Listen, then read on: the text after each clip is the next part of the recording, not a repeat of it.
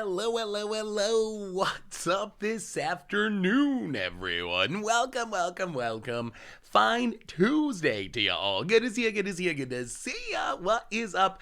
Side the salary guy. Oh, my voice is mostly better, but it's not 100% better. You can still hear it a little bit, I think, but I'm feeling a lot better than I was, at least. Good enough that I think I can do a stream without completely losing my voice. Lusville Jeans, welcome to the... We're leaving the Manatide counter forever. That was our shining moment.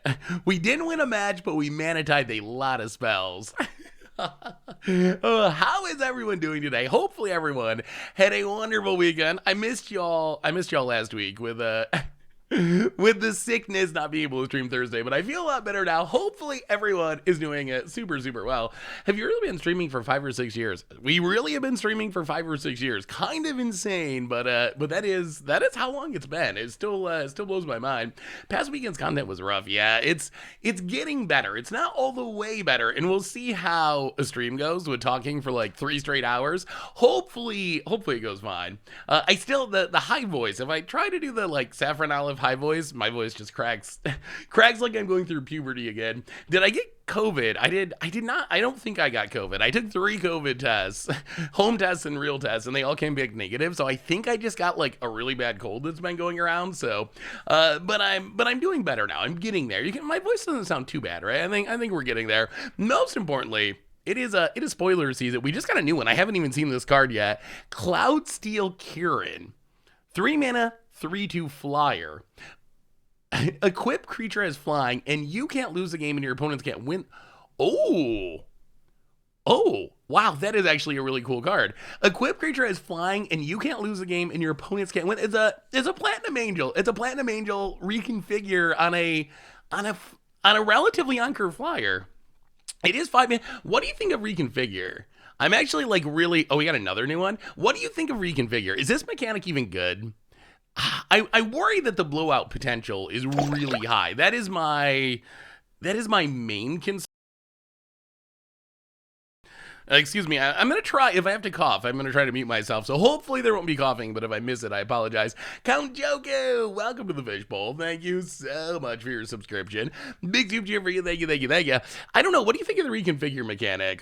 Stone Rain, I'm going to give this a shout out now. It'll show up eventually. Stone Rain Productions, welcome to the Fishbowl. Thank you so much for your subscription. Big soup cheer for you, thank you. I think reconfigure is better than most people think. It's removal and board wipe protection. That's true. Like, being able to turn it into a creature, my concern is like paying 5 sorcery speed to attach it and having it getting killed in response. Like, that's the main thing I'm worried about. On the other hand, like, if you can stick this on a hexproof creature, stick this on an indestructible creature, it's going to be really hard for you to die. Like, your opponent's going to have to be able to kill the equipment to be able to even kill you. So I actually like Cloudsteel Kieran quite a bit. Is attach cast instant? If not, why just use attach? I don't know if I'm understanding that question. Reconfigure is sorcery speed. I do know that. AJK Mark, welcome to the Fishbowl. And Captain McGlue, first time son, big super cheer for you. I'm going to refresh this. Apparently there's one other new card. Ooh, Spell Pierce returns. Well, Spell Pierce, that's one of those cards I feel like should just always be in standard. Like, put it in the duress list where it just always exists. So anyway, we'll talk about spoilers as we go along. I think Kamigawa, I really do not... I can't figure out the power level of this set. Like, I really like this set. I'm more excited about it now that I've seen it than I was when I heard we were going back to Kamigawa. It's got some busted cards. Like, the land cycle is absolutely busted. Overall power level, I'm really not 100% sure. I think what it keeps getting me is I can't shake the feeling that these sagas are all really bad. Like, boy, the sagas just seem so slow and underpowered to me, and there's so many of them that makes me worry a little bit about the overall power level of the set. They seem really sweet for limited, but for constructed, they just seem so incredibly slow. So we'll have to see. I think this set definitely has a lot of cool cards, and it has a lot of weird stuff. So my main hope is, like, maybe a lot of these cards play better than they look. Like, the sagas, maybe they're going to make much more sense when we start casting them. When I look at them on paper, I think, okay, like, that's cool. It's really flavorful. but it's just so slow. Can you actually play that in a constructed deck? Will it ever even flip in a constructed deck?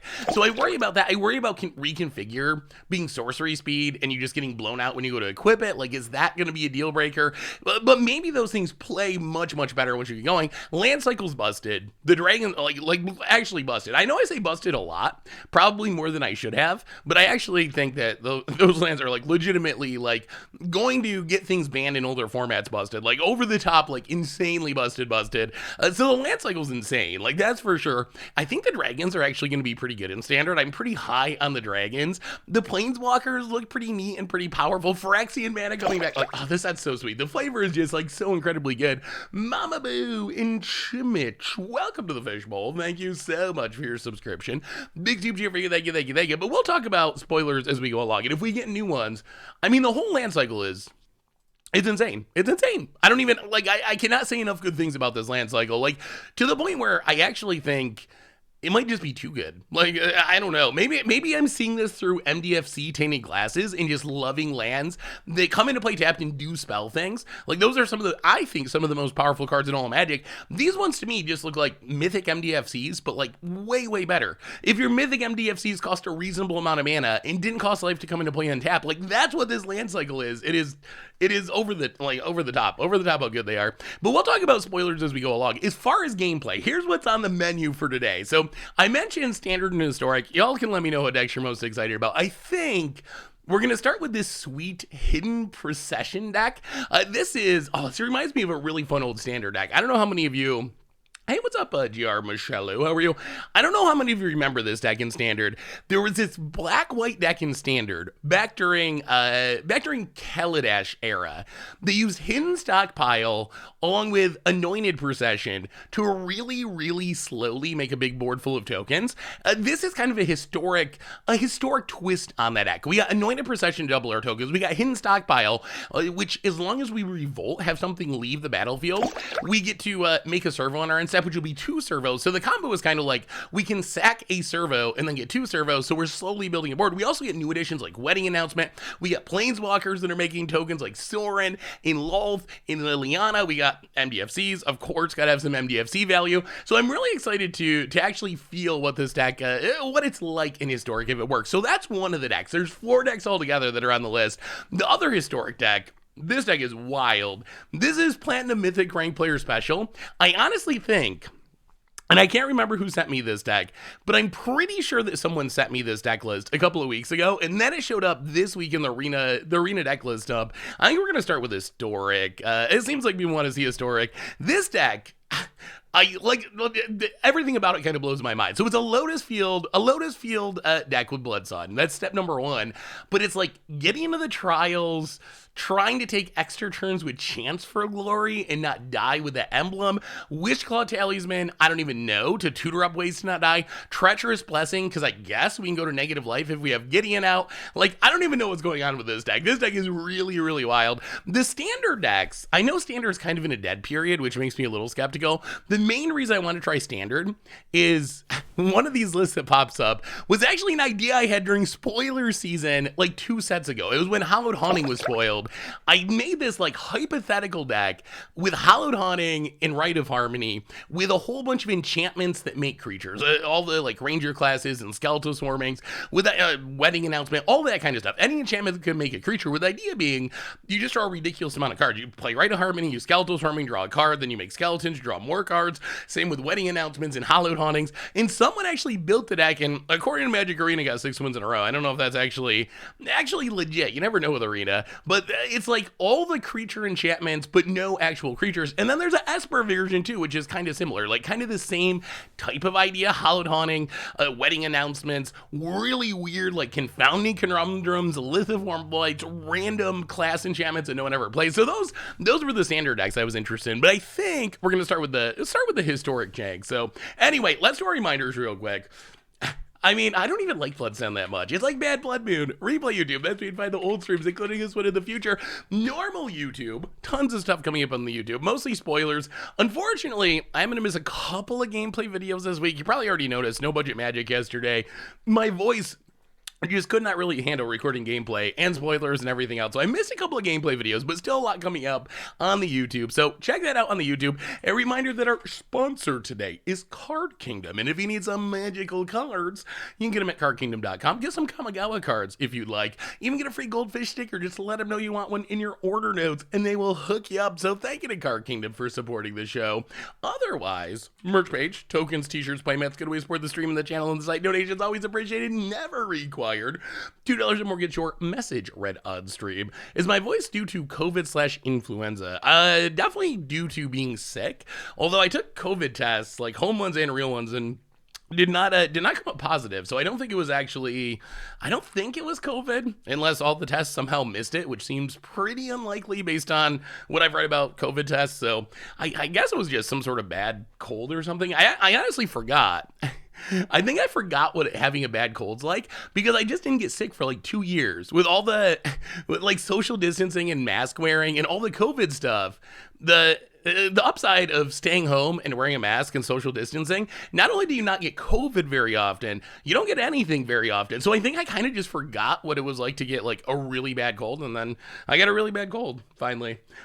Tim Gatke, welcome to the Fishbowl. Good to see you. Thank you. All right, so let's talk about this deck and start playing some Magic. Deck number 1, Hidden Procession. I kind of mentioned the idea of this deck. Anointed Procession, Hidden Stockpile, Wombo combo to make extra servos every turn, along with other token shenanigans like Sorens and Lulls and Lilianas, backed up by the good black-white interaction, some Thought Seizes, some Fatal Pushes, I got a Meat Hook Massacre, and there's some Vanishing Verses, and that's basically the idea of the deck. The main goal, Hidden Stockpile, Anointed Procession, get them on the battlefield at the same time, and we will eventually overwhelm our opponent with servo value. So, hey, what's up, Daniel? How are you? I'm feeling a lot better than I was. I'm not 100%. I would say probably.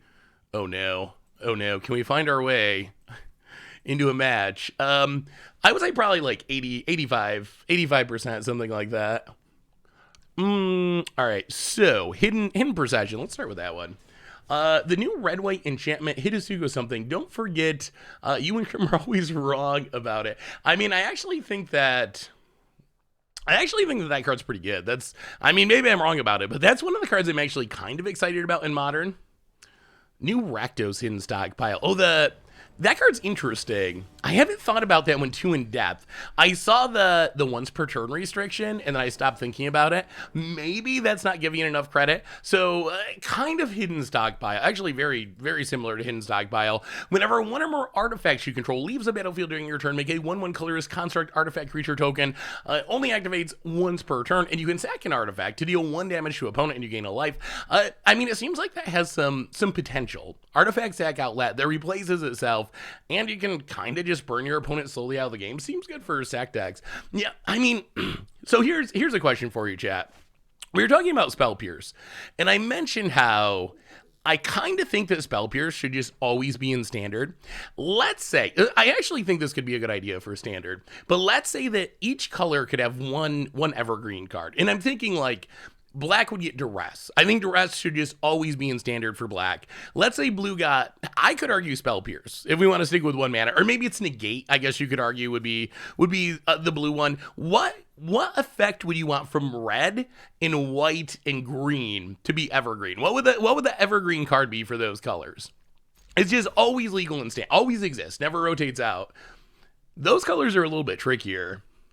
Shock is actually a pretty good choice. We could go Lightning Strike, although that might be boring. I kind of like some of the Lightning Bolts with a twist that they make. Think Negate's better than Spell Pierce. Lightning Bolt. Oh, Lightning Bolt. Let's get down our Hidden Stockpile, actually.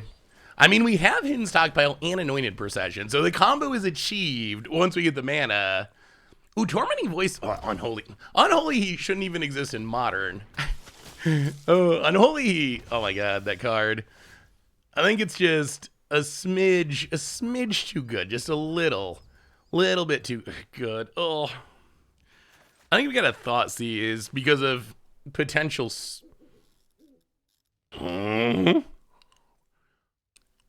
What is happening? What is happening with this deck? All right, we're going to take Soul. What is going on? What is this? Is this Esper Blink? This is a... Huh. I thought that this deck was no longer really a thing after they nerfed Inquisitor Captain, but... What about green? Naturalized? Oh, not really. Poor white. White is probably the toughest one. Revitalize, like, that would work, but there's got to be something better than... than Revitalize for white. What would the white one be? Well, I think Naturalize makes sense for green. Like, that's reasonable. Why can we not draw a land? Opponent, draw on all the Soul Herders. Well, I mean, I think we gotta take this. Ah, this isn't looking good. Missing land drops. Our Wrath gone. Ooh, Mana Tithe would be fun. I would be down with Mana Tithe. Opponent, Thoughtseize number million. Takes Anointed Procession. Goes attacking. Untap land. Glasspool Mimic. Ooh, not a great start. Not a great start. I kind of think Mana Leak should be white, honestly. Although they won't even give blue Mana Leak, so I don't think white's gonna get one. Well, this has been a bit of a slow start. We drew all the hidden stockpiles and no way to make a single token with it. No fetch lands. We've just got Thoughtseize a million times. And I feel like we were pretty dead now. Okay, Inquisitor Captain. Huh. So even with the nerf, people are still playing this. Interesting. Interesting. Opponent. Threatman Inspector would be a good one. Oh, did I not? I might not have. Oh, no. Oh, chat, it's spoiler season. I need to turn on Cardboard Live. But, my desktop, it's spoiler season desktop. Avert your eyes, avert your eyes. It's not messy, right? That's not that messy.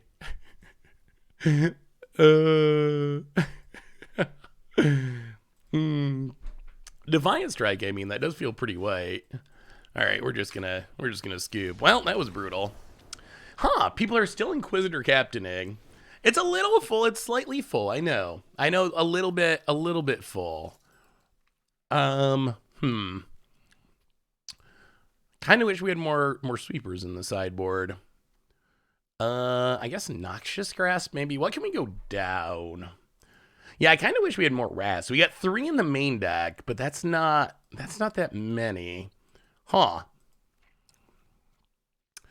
Yeah, it would have been nice. We needed to have something leave the battlefield to start making servos, and then we could have kind of snowballed it with 2 hidden stockpiles, but we just never triggered Revolt, not a single time. Go down a Bloodchief's Thirst. Go down a Birth. Probably Liliana. Liliana feels really slow in this matchup. Run it like that. Disenchant's fine. It's just not that organized. Wait, not organized. Just not that powerful. I saw organized in the chat. Just not that powerful. But, I mean, it's fine. Like, is Disenchant even good anymore? I feel like we get so many Disenchants with upside that actual Disenchant's kind of like, meh? But something along those lines could be fine. Swords to Plowshares. All right, this hand is, I guess, fine. So many Thoughtseizes we get hit by. Oh, the new channel lands are absolutely insane. Absolutely insane. You need to reduce the number of icons on your desktop. That slows down booting in general performance. Really? I didn't realize that. That's good to know. Opponent. Ooh, Recruiter of the Guard would be sweet in standard. So what is your hype level on Kamigawa? All right. Fabled Passage. Go. What's your hype level? There's a poll in the chat if you'd like to vote in it.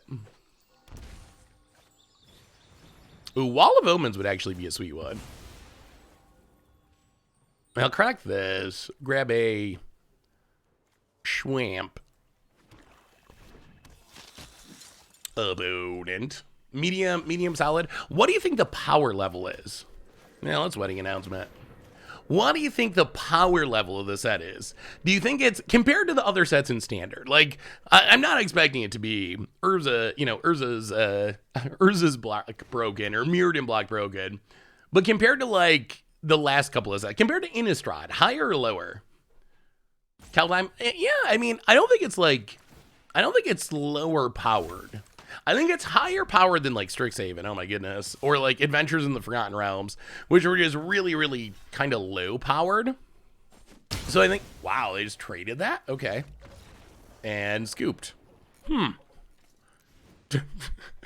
Got him, I guess. As a vehicle players in EDH, I'm excited. Did you see the most recent vehicle? Is this card good? I actually think this vehicle might be pretty good. Mobilizer Mech. 2 mana, 3/4 flying. When it becomes crewed, you get to turn one other vehicle into a creature until end of turn. So essentially, if you crew this, you get to crew another vehicle for free. And the crew cost is 3. So the crew cost is a bit high, but 2 mana, 3/4 flying that double crews, like, that's got to be good, right? If there's a vehicle deck, that has to be good. 3 mana, a 2 mana 3/4 flyer is like, that's legit stats. Like, those are like legit stats on a vehicle. I feel like that's the Heart of Kirin, but it's uncommon. It's uncommon. So yeah, I'm actually very surprised by opponent scooped the entire match. I'm surprised by the power level of vehicles, because the story of vehicles is the story of a lot of new card types in Magic, but the story of vehicles is, if you think about it, Wizards made them in what? In Kaladesh, right? They started in Kaladesh. Wizards broke them. They went way too far. They made Smuggler's Copter. They made Heart of Kirin. They kind of just broke vehicles by pushing them too far. And then, as happens every time, they massively pulled back the power level of vehicles. And we started getting just like, oh my God, I don't even know if they're on Arena, but like Shadow Caravel, whatever. Like, oh, they're so underpowered.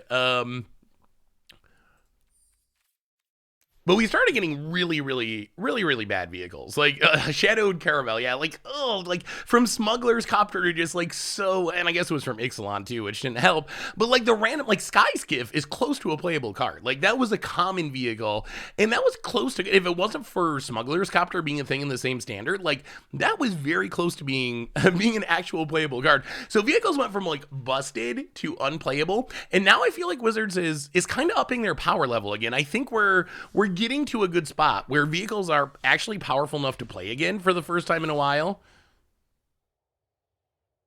Caravan, Cultivator's Caravan. I mean, Cultivator's Caravan was also that was part of the original batch, the Kaladesh vehicles, where they were really good. The first batch was all like really, really strong. Even the like Sky Sovereigns from that batch, that still sees some modern play. 2 wedding announcements, eh? Is 2 wedding announcements enough to win a game? I'm actually not sure. Wedding announcement's a card I think I underrated a little bit.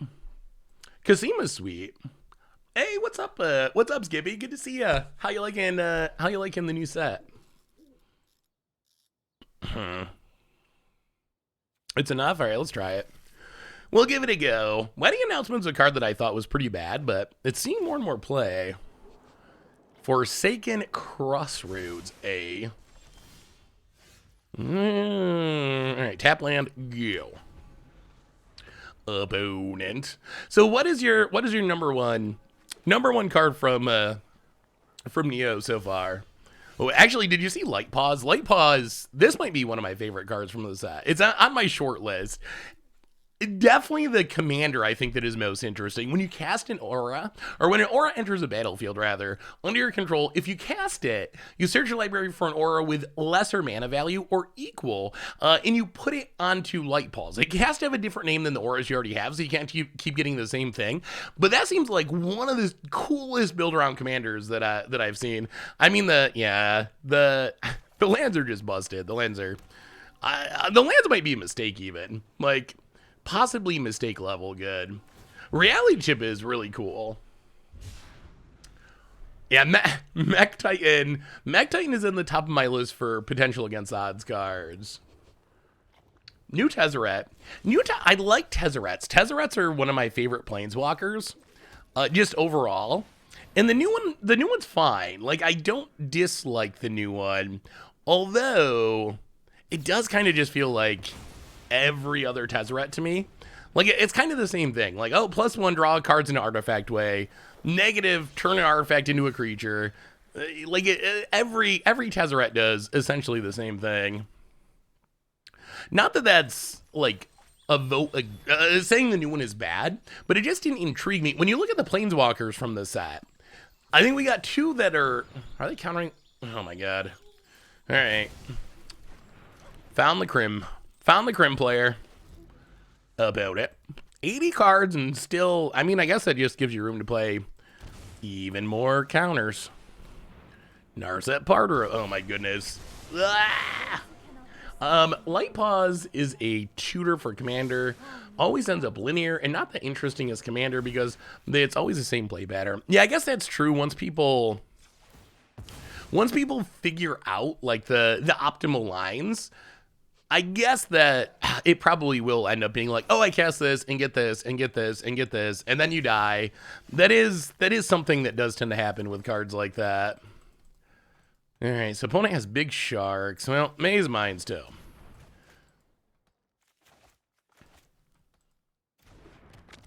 And tap land and pass the turn. Oh, this is not looking good. Not looking good. So Commander Clash next season. Crim is going to be taking a break. Tomer is going to be unfired and making his return. So the crew next season will be me, Richard, Tomer, and Phil. And then Crim will play the backup role. Like this, oh my God, the stats episode. I probably shouldn't spoil anything because the stats episode is coming up. There is one of the perhaps greatest stats in the history of Magic on this stats episode. Okay, I got to spoil it a little bit because it's just so hilarious to me. Okay, so whoever isn't on the season of Commander Clash is the backup. So if someone is out sick or has to go somewhere and can't play, they fill in. So Tomer was the backup this season. Tomer ended up playing he played 6 matches this season, so about 1/4 of the matches, but he played 6 matches.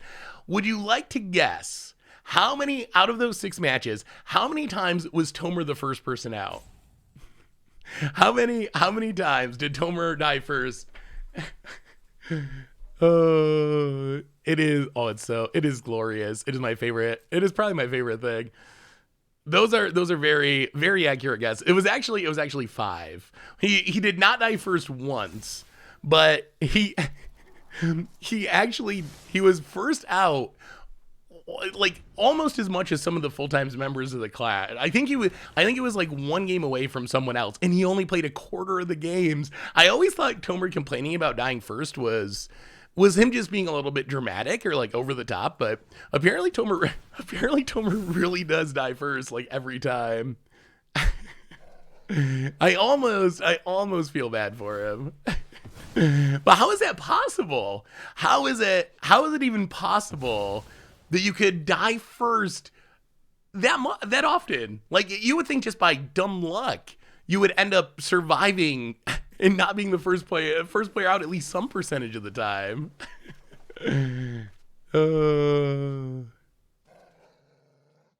I really think that Tomer, honestly. So is there?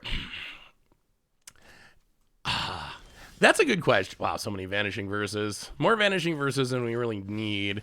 Well, Birth of Melodies. So do we target Tomer unfairly, or is it his fault that he dies first?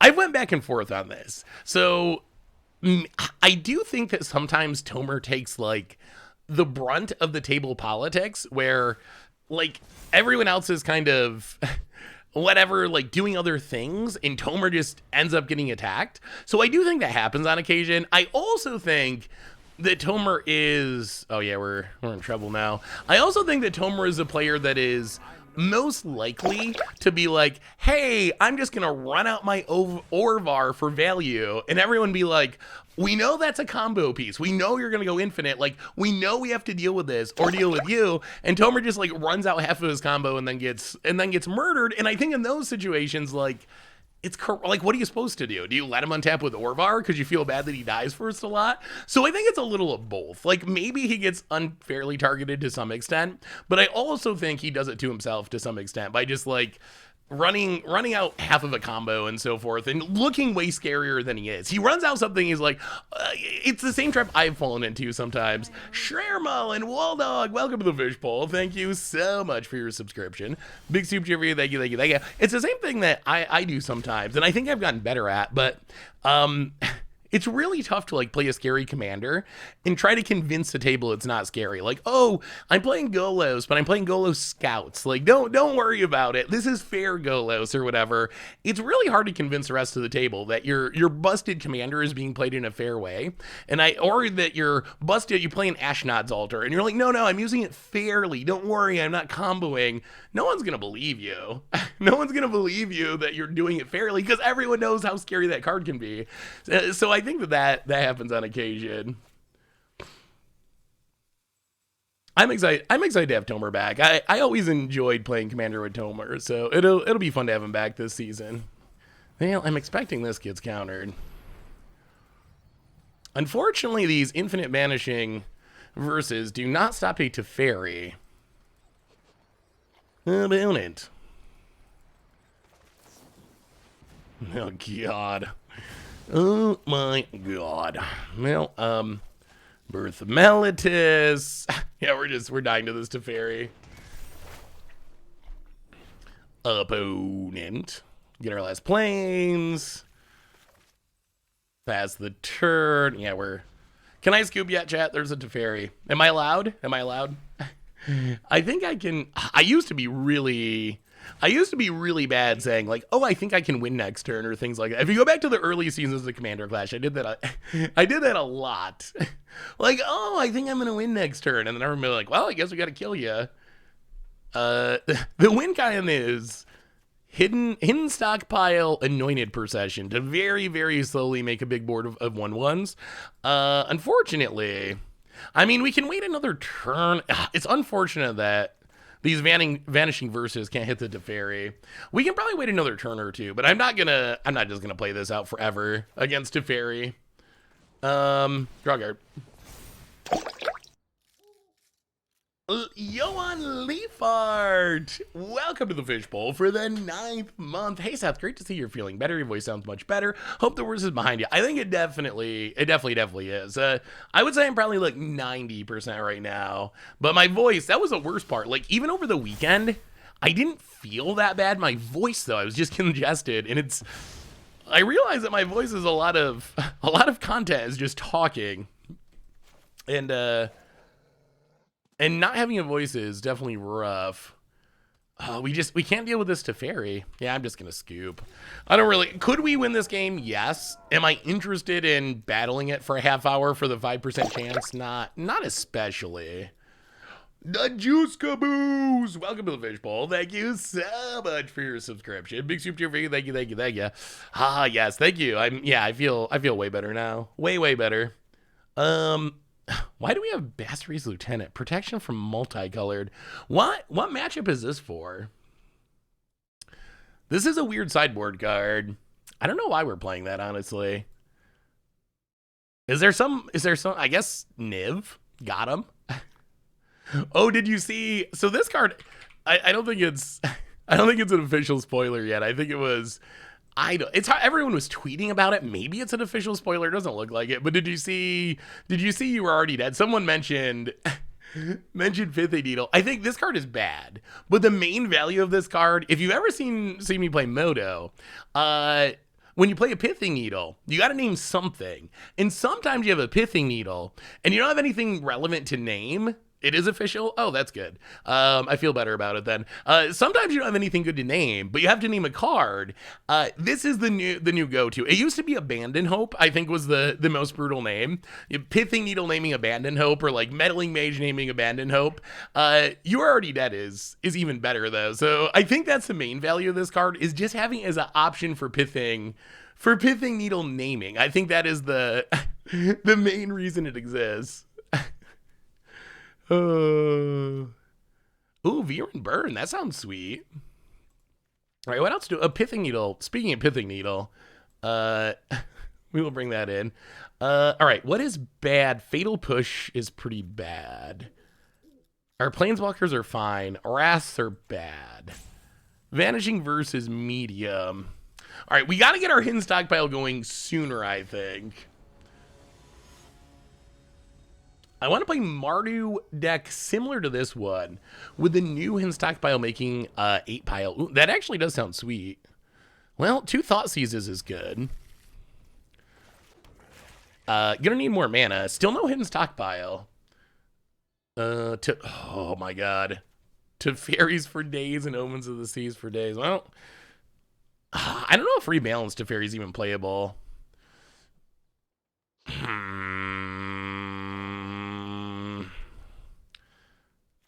Well, there's no point taking Omen of the Sea though. All right, we'll take the Teferis. But the new legendary lands are like over the top. Like, oh my goodness, they're so busted. You are already dead, not being illustrated by the Fist of the North Star. Is a missed opportunity. Ooh, hidden stockpile. We did it. We did it. Finally. Boom. Face the wrath of our servos, Teferi. Well, almost did it. Now we need a way to trigger it, like a fetch land, wedding announcement. That doesn't help. Well, Thoughtseize, you. New lands, green is the best, black is the worst. My current rating of the lands. There's an Omen of the Sea. I think our opponent should have held that. So they have 2 Omen of the Seas. And they have a Teferi, which we're obviously going to take. But this is just putting a card in their hand that we get to see with the Thoughtseize. So if it's... Just kidding, I guess it worked out. Our opponent... Oh, they hit it. Oh, they might have got a concession out of playing that at the wrong time. Because now they got 2 Teferi. Oh, my God. Oh. Daggers. So out of the lands, the land ranking so far, I would say that Beseju is number 1, and then Ottawa, the city in Canada, is number 2, and then black and red I think are kind of the same. I think that green and blue are cross-format all-stars. I think that red and black are still cards that can show up across formats, but I think they're going to be cards that show up in more specific decks. I guess I would rank black last. Like 2/1/1s, yeah, that's fine in any deck. The black one, you do need to have... Oh, no. Oh, wow. This is the nightmare. This is the worst. Missing land drops against the control deck. You know what? Let's pretend like this match never happened. I'm leaning towards pretending like this match never happened. The black one is Channel of 4, mill 3 cards, and return a creature planeswalker from your graveyard to your hand. Thoughts? I was actually going to ask you about the new shrines. I think the new shrines are worse than the old shrines. I also think it's really weird that their creature type is not shrine. Yeah, that I don't know what you're talking about. We're 1-0. I think the new shrines are worse than the old shrines because I think being a creature is a drawback. Like their bodies are not very big. So it's just like a 4-mana 2/2. That's not very exciting. They're very weak bodies, and being a creature means they die to creature removal along with dying to enchantment removal. So I think that the new shrines are the worst shrines that Wizards has ever made. However, if you're playing a shrine deck, I think there's still a big deal because your shrine deck is probably going to be trying to like tutor them up anyway. And the way shrines work is you just want as many shrines as possible. Like the more shrines that you have, the better your deck's going to be because they all power each other up. So even though I think they're the worst shrines, for shrine decks, I think they're still actually a pretty big deal. Like, yeah, your shrine commander deck, you're going to play all 5 of them every single time. No questions asked. I think we actually just Vanishing Verse this.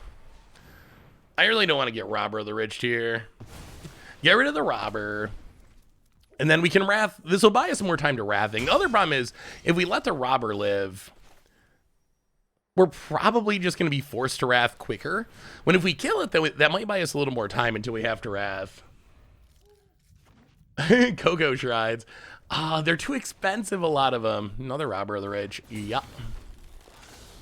And a Shock. You know what? We're going to try to scry for something bad, I think.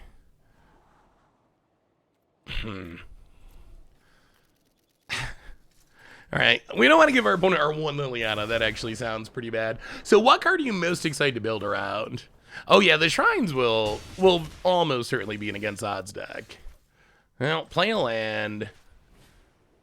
Do a little leather facing here. Boom. I mean, they might get to 6 mana. Our deck does not win fast. Like, if our deck wins, it's going to be on, like, turn 30. I think our opponent will get to... We'll get 2/6 lands against us, most likely. Land to the bottom. About it. Going to hit us. Yeah, the Voltron core is really cool. So what is the history of Voltron? Like, where did Voltron come from? What's wedding announcement? Like, what was the original Voltron? Because I know it's referenced in a bunch of places. Like, what was the start? What was the first IP? It was literally just called Voltron. Like, what was the TV show? It was actually called Voltron. Oh, I didn't know that. So I didn't know there was actually a show called Voltron. Interesting. I thought it was like on another show. Oh, okay. Well, I mean, I don't know much anime anyway, but I've never actually seen it. Well, take our beats. We are going to gain back 4 at some point, and we're going to gain a little bit with Meat Hook Massacre, so I think we're kind of okay. Let's scry.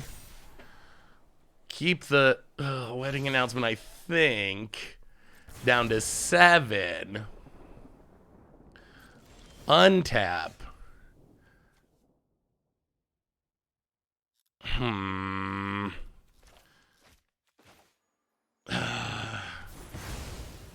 Sweep them? Well, I guess we could have gotten for 1. I don't think it's going to matter, but we go back up to 10.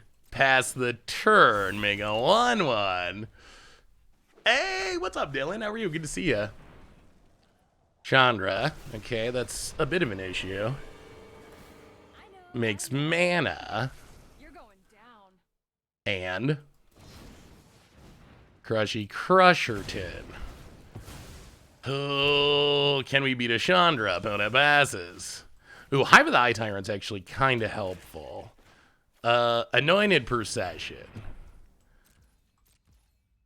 2 tokens. They're 2/2s. Okay. This can help us get through the Chandra. Opponent plays a land. Sure, that's fine. And, I mean, aren't the, like, robots coming together? Isn't that, like, a whole bunch of things?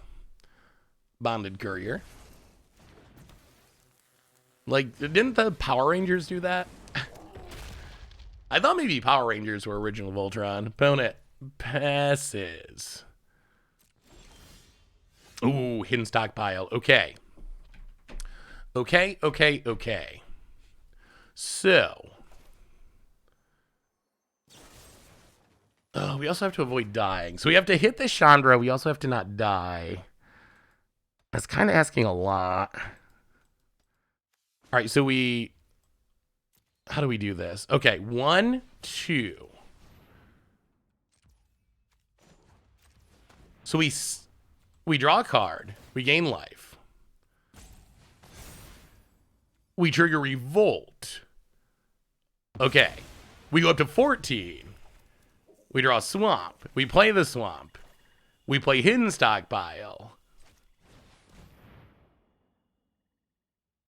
We Fatal Push the Bone Crusher Giant. This is the line we were looking for. We drop to 12. Bone Crusher dies. Okay, that was good. That was really good. Hey, what's up, Spawn? Good to have you. And now we get to smash the Chandra. And then since we triggered Revolt, we're going to get 2 servos. This is where the deck wants to be. This is where we're trying to get with the deck. This is the setup. And now every turn we just keep growing more servos, more wedding announcements until eventually we overwhelm our opponent. That's kind of the plan. Opponent takes it up. Have any of you watched Ozark? Opponent gets back the dork.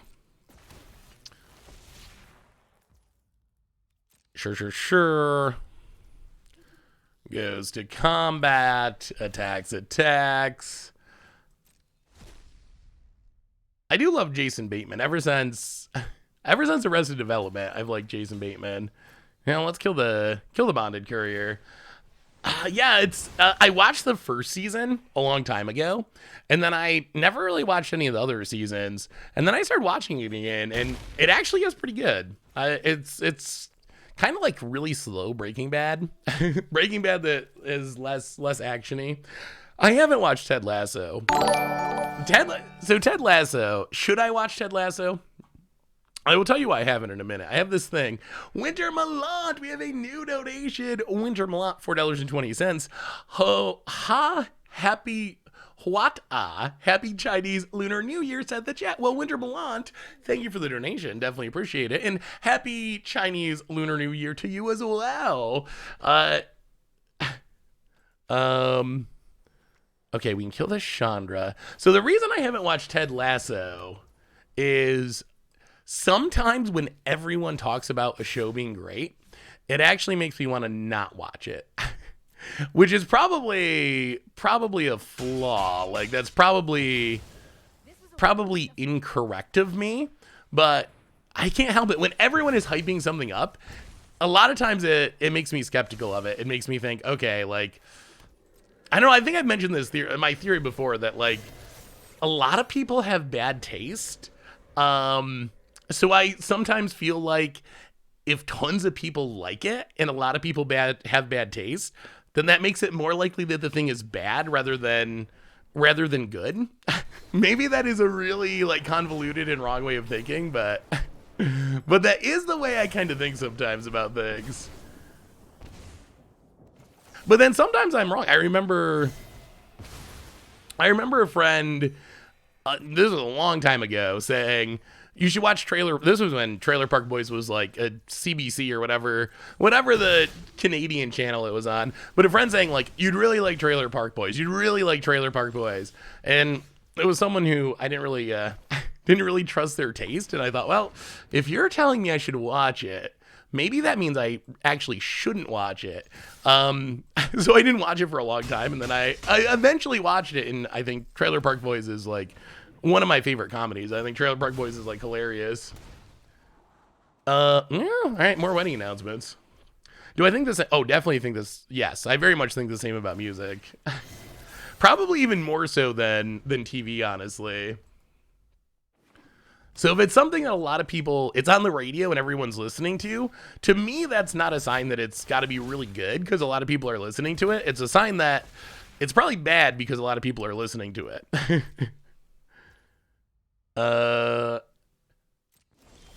Have you watched Letterman My? I haven't. Is it good?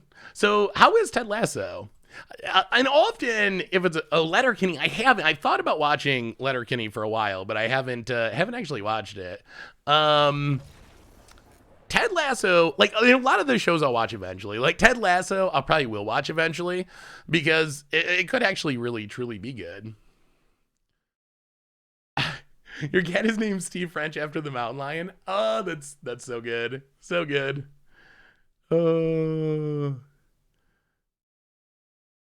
I've actually been getting into more world music lately. If you are someone from outside of North America and you have music recommendations, I would be interested. Because I think there's a lot of interesting stuff in music that's going on in outside of North America that that I never hear because because I'm in North America and I hear all the stuff that is being played here. But if you're in, other areas of the world and you have some ideas, definitely let me know. Also, the new-ish. Oh, hang on. Do we get a sideboard here? So up against mono red. I always do this. We go to sideboarding, and it becomes talking time, and then we don't sideboard, and then we get punished. Rest in peace. No. Bastard's Lieutenant. No. Thoughtseize. No. I mean, we don't have much, do we? I guess we can bring in Crippling Fear. Crippling Fear is something at least. Liliana just feels so slow. Let's run it like that. Norwegian death metal. Do I like heavy metal? So I like actually every genre of music. I my favorite is like indie rock, I would say, but there really isn't any genre of music that I don't like. Metal is, I would say, mid tier for me. I don't listen to a lot of metal, but I can appreciate good metal, even though it's not a genre that I listen to all the time. What about Cake? I like Cake. Yeah, all songs considered is really good. Also, NPR's like Tiny Desk concerts are really good. I guess we gotta kill this. I really don't want to get robbed here. Oh my god, don't get me started on New Weezer. New Weezer does not exist. What about Mongolian throat singing? I haven't listened to much Mongolian throat singing, but I'd give it a try. About it. It's us to 14. Well, in stockpile number 1, tapped land. Go. We got a new donation. Hey, Lucid, what's up? $5 donation. I didn't see your message. Hey, Seth, I don't know if you saw my message before about this, but that exciting job I was interviewing for hired me. I'm now a work-at-home AAA game developer. Lucid, that is amazing. Congratulations. Oh my goodness, that is so exciting. That's one of my favorite parts of the stream is like, it's really cool because I love when awesome things happen to people in the community, and it's so cool to hear about everyone getting new jobs and like having kids, all this awesome stuff happening in people's lives. So like, oh, congratulations, Lucid. I'm sure you are actually like going to kill it. Have you ever done game development before? Game development's really interesting. I would be so bad at it.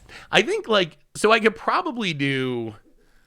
I think I could do okay doing like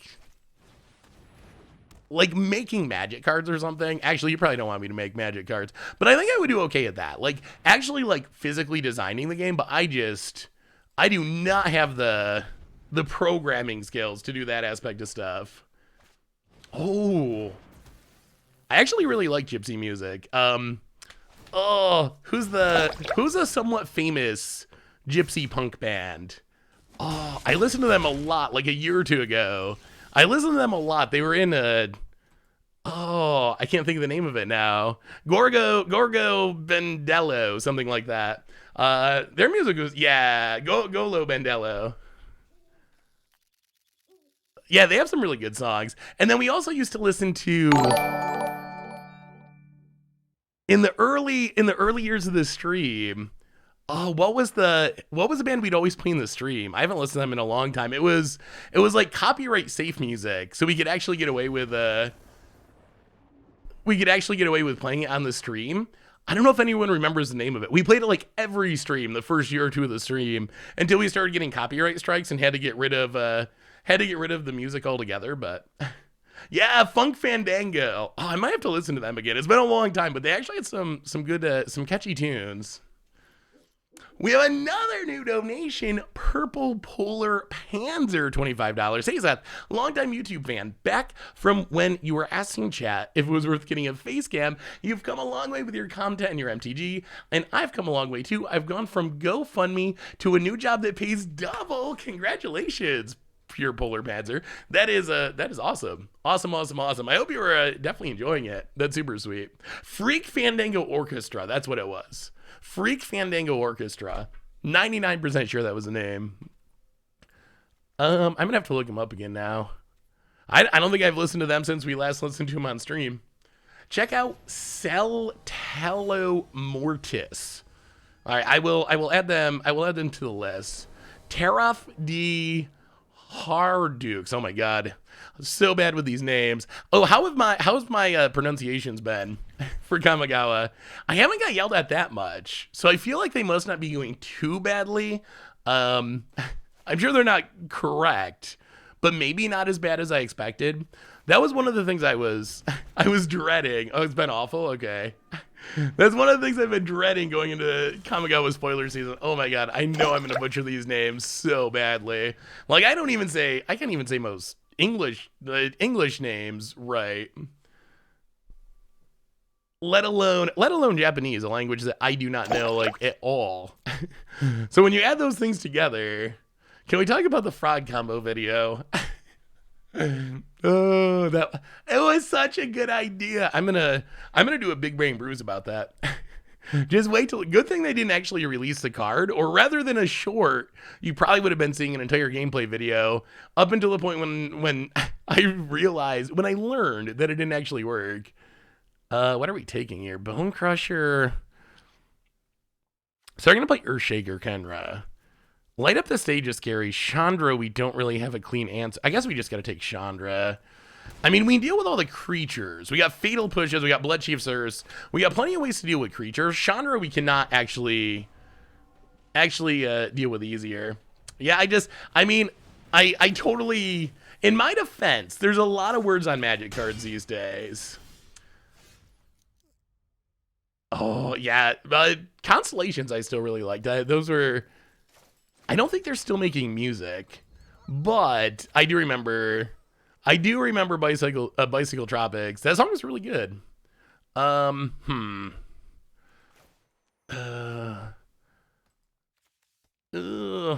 right, let's pass. The wedding announcement gets a lot better if we can get down the Anointed Procession and get 2 tokens. Oath of Kaya might be worth in this deck, just for the life gain removal. And Legend rolling yourself triggers Revolt. I think it might be worth trying like a playset of those. Yeah, the 4th I mean, if we don't draw it next turn, then we probably just gotta run out Wedding Announcement. The other upside to this is, if we did it the other way, our opponent can shock, attack, and light up the stage. This way, if they want to light up the stage, they're gonna have to, throw a burn spell at our face and then do it. About it.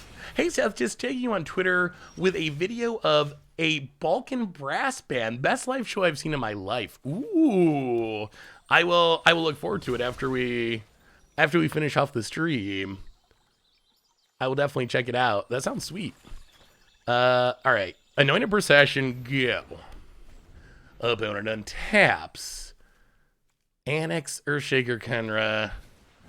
Robber of the Rich. I mean, this Robber of the Rich isn't even that good. I think this was... Wow, they're just going to waste their entire light of the stage to steal an Amiria's Call? I think we were okay with that. Kill the Robber of the Rich. Wedding Announcement, X2. Alright, start making us some vampires. Opponent. Yeah, I saw that. I think that that's a card that we were talking about a little bit earlier. I kind of think it should just... I kind of think it should just always exist in Standard. I think we only attack with 1. I think we actually want to make the tokens this turn. Oh, that's a lot of dorks. That's a lot of dorks. That's a lot of dorks. Opponent. We got to be getting a Ninja Turtles lair drop, right? I think we have to. A pizza food token. The literal Ninja Turtle. What would Shredder be? One magic card, another robber. Sure.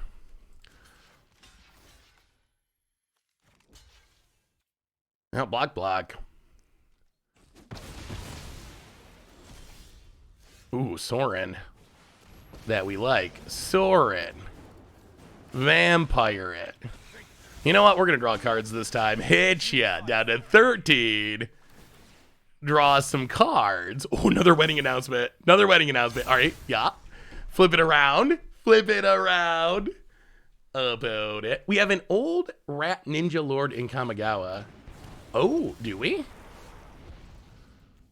Rekindling Phoenix, eh? Well, sorry, opponent.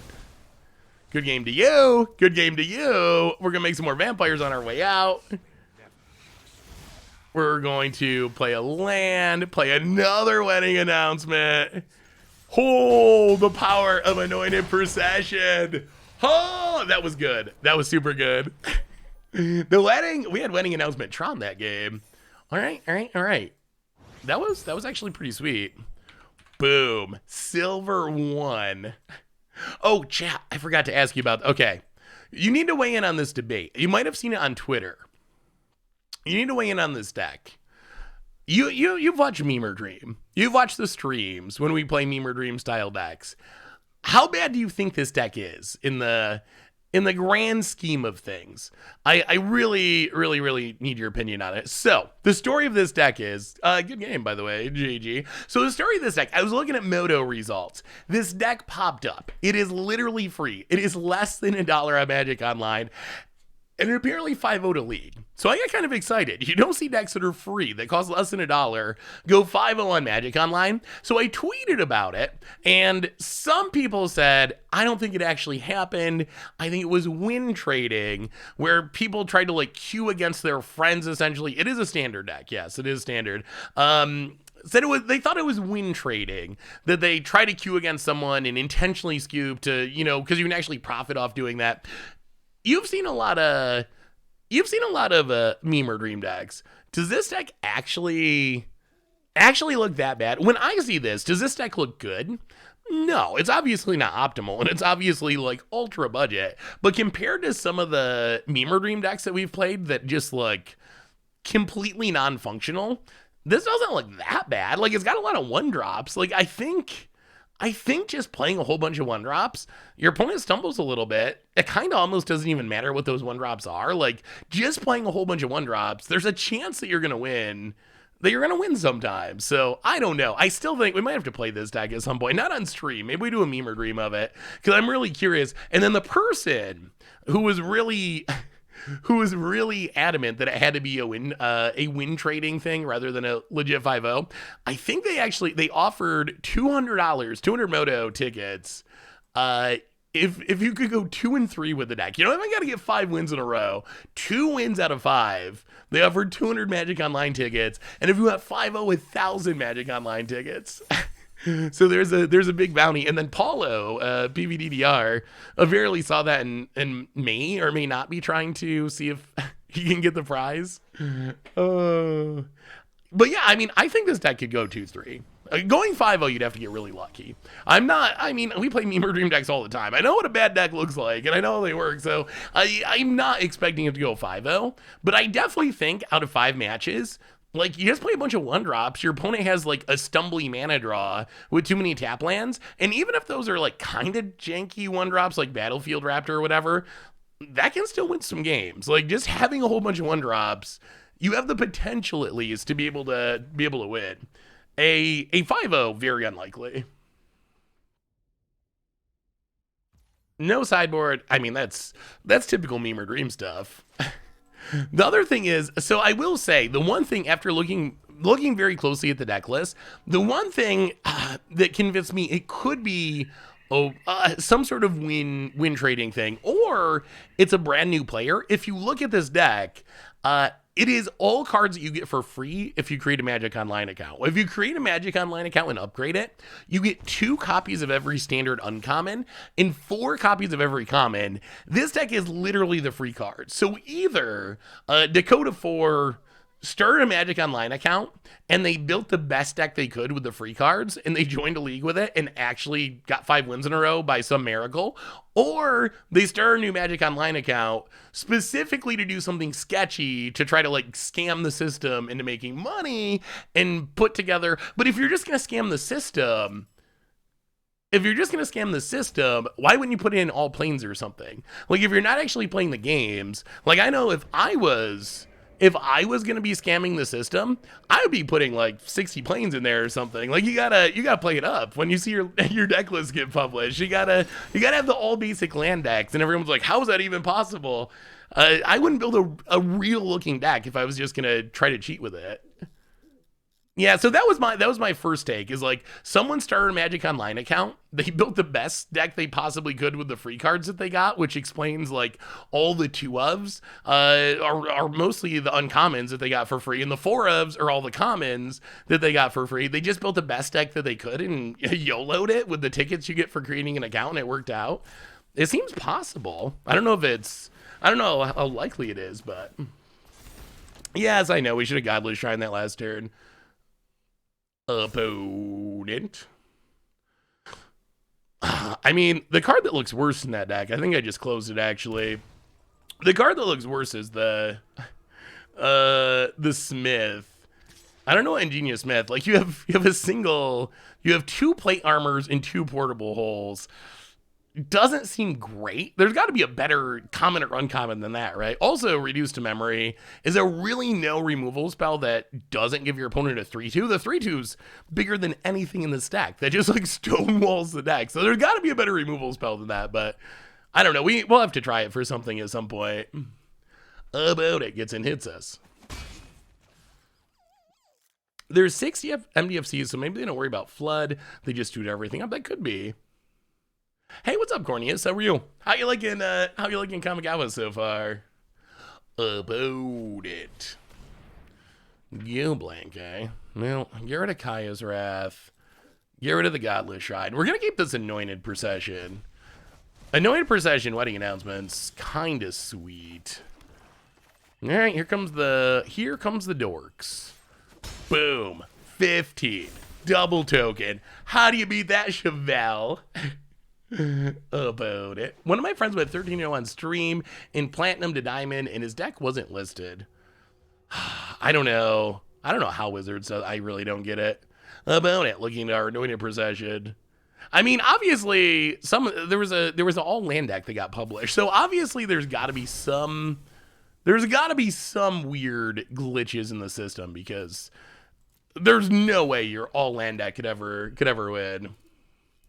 It does look really fun, and the flavor is kind of nailing it. I've never been a big, like, Kamigawa flavor fanboy, but the flavor on this set is just so good. Like, the art is amazing, the flavor is amazing. I think it's actually way better than original Kamigawa, actually.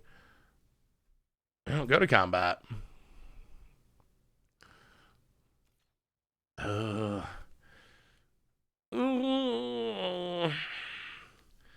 Yeah, I think drawing a card's worth it. We're going to lose a dork, but I want to draw a card.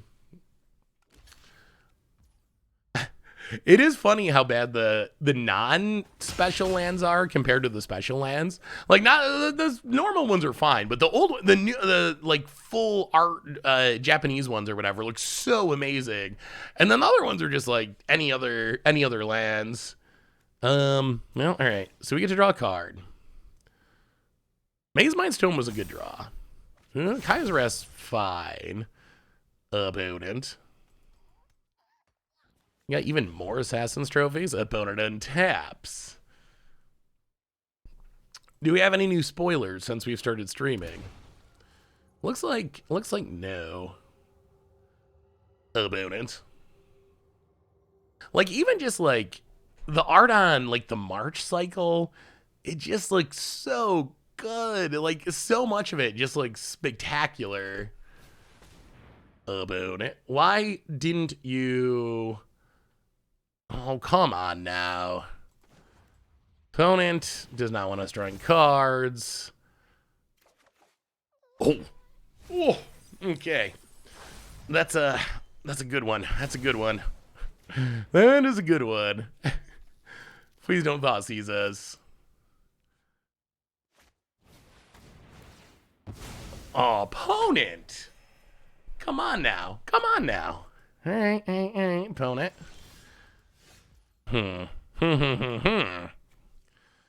Well, Lan, Liliana, tick it up. Make a zombie. Maelstrom Pulse was pretty good there for our opponent. I don't think they can layer it away now, especially with us having a blocker opponent. Next turn we can Wrath, or we can... if they have another... Oh, come on. No. Come on now. Come on. Wow. All right. All right. Well, we're finally going to kill this Chevelle, I guess. Now that it has gained 14 life and drawn 30 cards. And then our opponent can, of course, lures it back into play, because companions. Fair and balanced. Pass the turn. We got castles, we just haven't drawn them. Oh my goodness.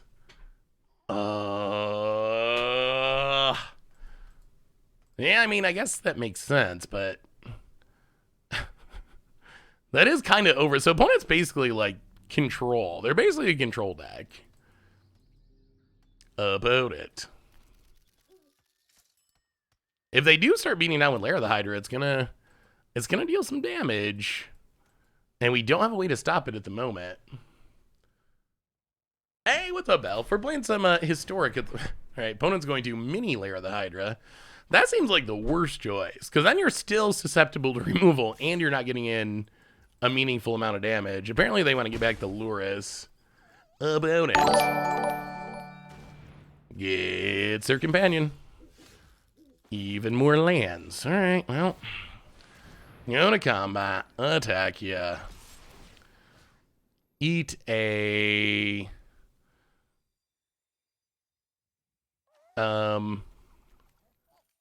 I don't even know. None of this really matters. Go blank. Eat the go blank. We want them to spend their turn luring back Chevelle, and then we can Wrath. Like, that is actually the best way for this to go for us. Zeno411 with a new donation. Hey, Seth, longtime YouTube fan, but this is the first stream I've ever been able to make. Well, welcome to the stream, Zeno. Love all the content. Last year, you did 5-color Chatterfang token lists that directly inspired a commander deck I made. Would you be interested in looking at the list? I would love to look at the list. Oh, that deck was so much fun. All right, there's Aluris. So far, things going to plan. And if our opponent does this, if they have Thoughtseize, it's a blowout. But this also means they're not Lair of the Hydraing us this turn. All right, wedding announcement. Well, all right, Kaya's Wrath. Out of here, Luris. Busted companion. Wedding announcement part 2. Pass the turn. We need some card draw. We need some card draw. Wait, what are we getting punted up for? Oh, for not exiling this Chevelle. Yeah, it worked out. It worked out the way we hoped. That was a risky line, because if they Thoughtseized us, now we get super blown out. But it worked out best, because we tempted our opponent to recast our graveyard and not beat us down with Lair of the Hydra. And then we get more life gain out of our... oh, God. I hate Luris so much. Oh, my God, do I hate that card. Opponent. Yeah, Castle Lockowing would be good. Bloodthirsty adversary. Yeah, I mean, I guess we're dead here, essentially. Opponent. I mean, I think the...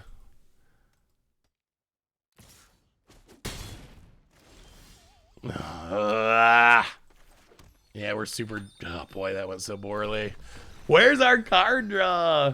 I think the fact that they have so much... that they have so much recursion means we have to take riskier lines. But, I don't know. I see what you're saying. Like, oh, you could just exile it permanently, but... if our opponent just beats us down with Lair of the Hydra... we die even quicker that way. Well, we get a single Rest in Peace, which I guess is something. We can bring in a Relic. Even though, really, does any of that matter? Someday, I would like an explanation from Wizards what they were thinking when they printed Companions. I don't think we'll ever get it. Wizards will never let us know, but I would still love to know. Love to know what crossed their mind. That one's still just befuddled. Because when we talk about, like, vehicles. Like, they do this brand new thing, it goes too far, and then they get broken, then it adjusts, then they find the right power level eventually. That stuff all makes like perfect sense. With companions, that one has never ever made sense to me. Because whenever you read them talking about mechanics like that in the past, they're like, no, it could never do that. It would ruin the game. And they're like, hey, let's do it. And it ruined the game, like, which you said with your own words.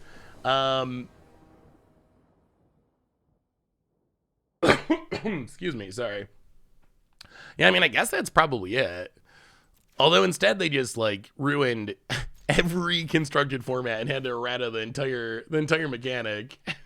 I started a loan program, and I'm new to Moto. I lost my league due to losing huge chunks of time because I'm not really interfacing well. Do you know how to get play points efficiently? So play points, as far as playing in leagues, play points are given out exclusively as prizes for events. So I guess the other way you can get them is through treasure chests, which are also prizes for events, but you can also get them from bots. You can like buy them or trade for them from bots. Opponent takes a hidden stockpile. Well, this game we have Castle Lockwaite, which is definitely helpful. We're going to have some card draw, at least until they draw their Fabled Passage, because our opponent appears to have answers for everything. Opponent passes. Well, Castle Lockwaite. Wedding announcement. Go. So there isn't really a trick to opponent has Assassin's Trophy, gonna ramp us. Opponent does have just an absurd amount of removal. over the top. Oh, across the line. Opponent. Oh yeah, I did see that with Gordius. That's a really neat card. Definitely a cool card. Cloud Steel Kirin. The 5-mana reconfigure makes me nervous. So I don't know. This whole set I feel like I gotta play with. I feel like I gotta play with it because it's just so, the mechanics are really unique and weird, and it's making it tricky, I would say, to evaluate. My main worry, especially in 60 card formats, is 5 mana to equip. That gives your opponent a really big window, and you gotta do it at sorcery speed. That's a really big window for a removal spell to blow it out. You spend 5 mana, go to equip it, and your opponent like Fading Hopes and bounces it. If this was just an equipment, would it be stronger or weaker? Like, I think that's the question. Like, if Clouds, say this was 3 mana equipment with 5 to equip, you don't get a creature, you don't get any of that stuff. Would Cloud Steel Kirin be stronger or weaker if it was just an equipment rather than what it is now? Jeez, well, I mean, our opponent is helping us thin our deck, so thank them for that. About it. Well, we play the land and pass the turn. Opponent plays a land. And Luris for no value. Well, Castle Ardenvale. Opponent. Well, that's a pretty good answer to Luris. Alright, Graveyard Shenanigans off. Opponent says nice. Okay, pass the turn. The new Selfless Samurai is interesting. 2 mana is kind of a lot for something you want to sacrifice compared to like a Selfless Savior, but yeah, I mean, I'm sure they do. They have removal for everything. We're just gonna chump to turn on Revolt so we can Fatal Push this Luris and get rid of it forever. We also just want to get cards out of our hand. Revolt, kill that. Exile it, gone. No more Luris issues. Opponent passes. We play a land. We pass the turn. Now we're gonna start castling. It's castle time. Opponent. I mean, we exiled the Luris eventually. Sure. Adversary, opponent. How long until they ban Luris? I mean, I don't know. I'm surprised they didn't ban it already in Modern. So it's banned in Legacy, in Vintage, not in Modern yet. I think just over the course of time, it's one of those cards that it just gets better every set. Every set they print more stuff with a low enough mana value to make it good. So it just gets better and better and better. So I think that it is basically inevitable that it's going to happen eventually. It was initially banned though, right? Ooh. Ooh, gonna regret using all those Assassin's trophies. Wasn't it the first ever, one of the only cards to ever be literally banned in Vintage? And then it came back off after they errated it. But they had to actually, because they don't ban things in Vintage. Vintage is a restricted format. So Luris, like, that was, I mean, I think that was one of the biggest testaments to just how insane that card was. It's a format with Black Lotuses and all the Power 9, and it's the first card to ever get banned in the format. Wow, that is like just such a startling testament to how strong that card is. I mean, I think like anti-cards are banned, right? Or dexterity cards, but there's nothing that's, I think that's the only card banned for power level. There's other ones that are banned for gambling purposes or dexterity. Go Blink might be worth it. Hey Seth, I saw you talk about Mech Titan Core and Standard and Historic on the podcast. Have you considered it as a win condition for Modern Affinity? The only issue I had about testing is you can't always get to 5 mana. Yeah, that was my concern. 6 shot was, I mean, so Affinity, on one hand, it's a natural fit because you're going to have a bunch of cheap artifact creatures. You can flood the board with them really quickly.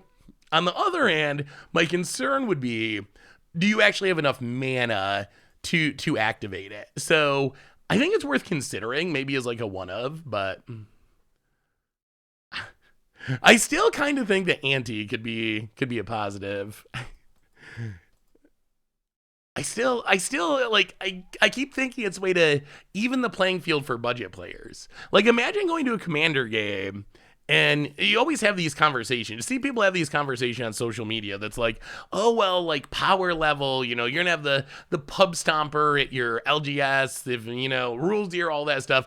Like, imagine if you go to your Commander game and you have to ante one of the cards from your deck. Like, that kind of discourages people from playing the, you know, the fully powered Gaia's Cradle, all the original dual lands.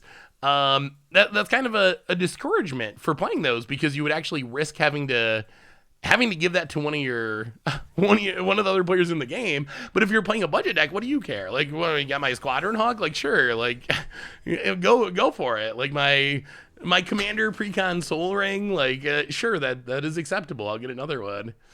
Keep the cards flowing. Wasn't that Garfield's like original idea? Like, the cards would keep flowing and moving. I mean, I'm sure that there's 0% chance that it would ever happen. Like 0% because of all the gambling issues. But I do think it's like kind of interesting. Yeah,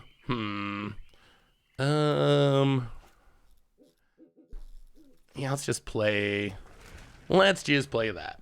About it. We played a Sealed League for Anti during Ice Age. How was it, Ruckus?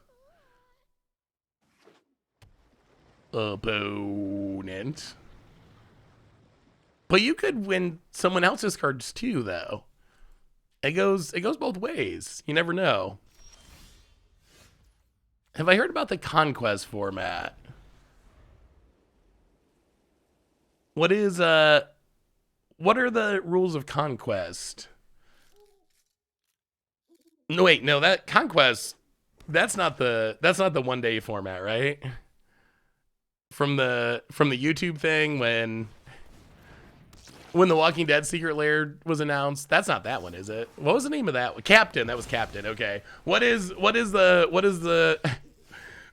Conquest?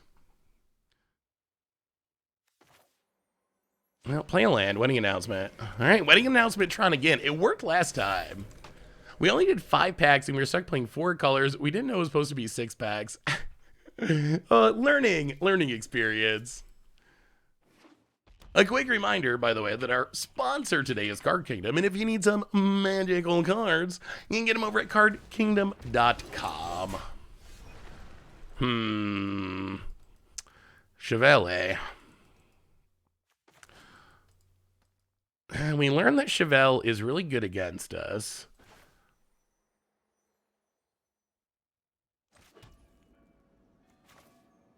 We don't want our opponent to start drawing cards. Huh. So we can Wrath. You know what? We're going to play Sorin. Play Sorin. Tick up Sorin. Take the Fabled Passage. No attacks. Make the token. We just want the card advantage. We need the card advantage. About it. Undepths. The Conquest. In Conquest 3's Liverpool cards are banned in fetch lands. Among other things, life total is 30. Commander damage is 12. Also, Planeswalkers can be commanders. Interesting. Yeah, I've never played it. Have you actually played it? How do you like it? I mean, the most important thing about any format is you're actually having fun playing it. Like, that is number 1, 2, and 3 when it comes to Magic formats. Okay, more removal. The opponent. Gonna pass. Well, we got a bunch of... Opponent keeps ramping us with these Assassin's trophies, so we can just play a bunch of wedding announcements, I guess. Opponent hits us down to 19. Oh, God. Even better. Anointed Procession. Castle Ardenvale. 2/2/2 tokens. We are going to have to deal with this Chevelle eventually because it just keeps snowballing and drawing our opponent's cards. Yeah, opponent has just every removal spell in Historic is in their deck. Hey, Seth, do you know the answer to this? I bought a foil Full Art Kahir for $5 when Zendikar Rising came out, and now it's $35. How did that happen? All right, opponent. Sure, friend. Assassin's Trophy, number 40. Yep. I think they were just underrated. Like, not everyone immediately realized how broken they were. But broken they were indeed. Now, we're gonna wedding announcement. We're gonna Fabled Passage. We're gonna go to combat. We're gonna attack. So we're going to lose one of our dorks, and our opponent gets to draw a card because Chevelle is kind of going off. But we are also going to get to draw 2 cards. Thin the deck, get a swamp. Draw 2. Well, if we're going to keep drawing... Oh, my God, no! Oh my goodness. 1, 2, 3, 4, 5, 6, 7, 8, 9, 10. That's so many lands. It's so many lands.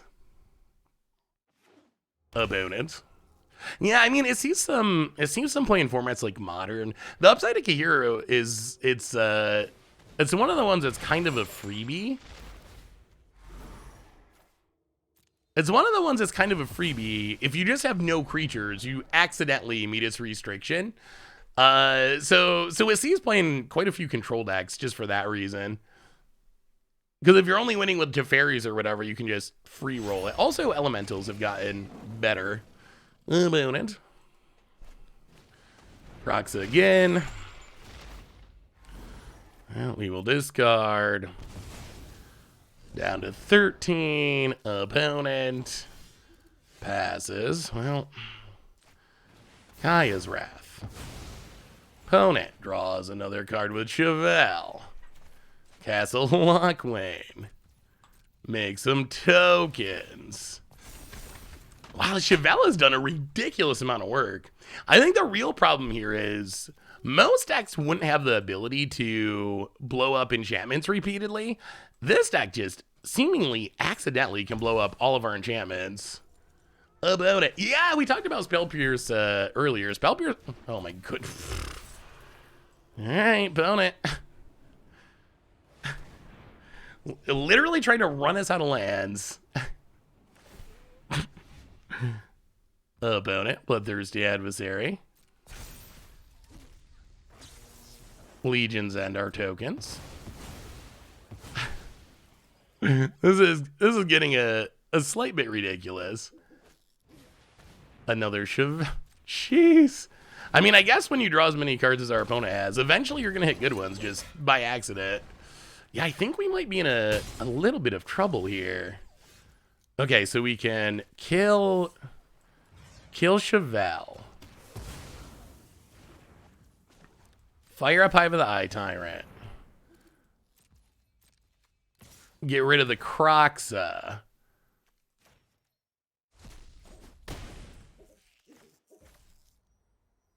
Birth of Meletis. No lands left. Play the land. Make some tokens. All right. I mean, those are 4/4s. That's 3 wedding announcements that are flipped. If their last card is Maelstrom Pulse, I'm gonna cry. I'm gonna actually cry. Chevelle Part 20. It never ends. About it. Passing. Oh. Okay. Okay. That's a real draw. That's a real Magic the Gathering card draw. 3/7 wall. Liliana comes down. Oh, we're definitely taking this down. Each player sacks 2. Out of here, Chevelle. Thank goodness. We get to draw some cards. Oh, that's what we needed. The one Lily. Okay.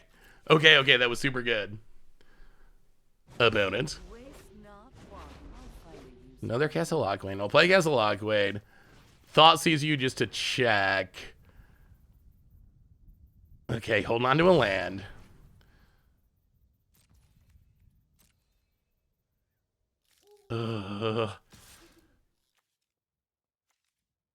Wait, this has Menace?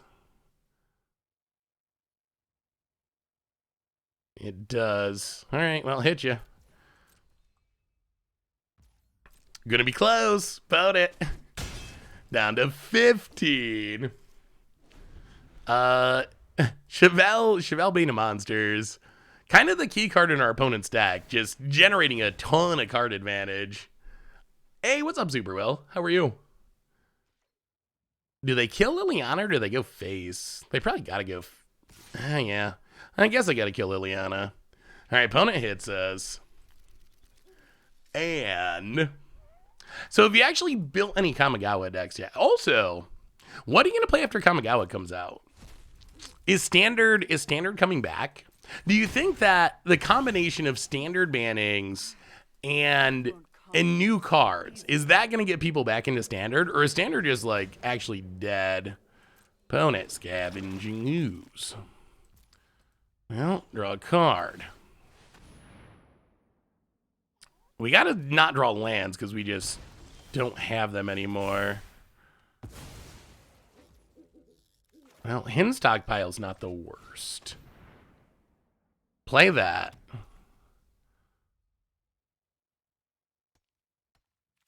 Rest in peace. Play that. Get rid of the graveyards.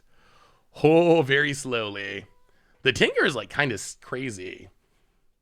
Yeah, that's the downside of spoiler season. Niachek. It's so busy putting up spoilers and it's hard to actually read them. I think Junji is one of the strongest of the new dragons, I would say. Graveyard's gone. Pass the turn. No attacks. Servo us. Oh, they're 4/4s. This is kind of wow. Are we gonna beat the most removal heavy deck in history? About it. Looking at their Hive of the Eye Tyrant. Going to combat. Thinking. Passing. Well, we will draw a card. With Castle Lockwain. Down to 7. Ugh, even more lands. Okay. Ooh, wedding announcement's nice. Wedding announcement 4. All the weddings have been announced. I'm really excited to try ninjas. So okay, if your choice is standard or alchemy, what would you going with? To try out the new cards. I think we can attack with 1. Because we're going to sack it anyway. So hit you. Sack the servo. Scry. Definitely do not want Thoughtseize. Pass the turn. 2 more tokens. I don't actually want to draw a card with the wedding announcement. I think we want to make a token here. Next turn, we might be okay with drawing cards, but that's one of the weird things about this wedding announcement is if you attack with 2 things, then you don't actually get to draw, you don't get to make a token with it. So you got to kind of like manage it very awkwardly. But I love drawing cards. It's probably correct just to make more tokens. It's definitely correct here because then we have lethal, but Castle Lockway draws cards. Standard. Oh, also, the other thing I want to ask you about formats, chat. How you feeling about Pioneer content? For some reason, I've been intrigued by Pioneer lately. In just the last few days. I don't know why. I've been hearing people talk about it and been looking at the meta. And for some reason, Pioneer actually seems pretty intriguing. Would you be opposed to maybe a Pioneer video or 2 on the YouTube? Yeah, I mean, I think we're gonna go for the win. Hopefully this does not end with us getting like brutally punished, but tag with everything. How much removal do they got? Fatal push. 1, 2, 3. Okay, so sack it. Scry. Go blank to the bottom. Opponent. I mean, if they got a chump block, that's fine, because then at least we're not dying on the backswing. I think, hey, what's up, Upron the 7th? Good to have you. I love you too. Have to admit, I enjoy playing Modern Pioneer, but Mono is so hard to look at. I simply see and skip the video, even if the formats are better.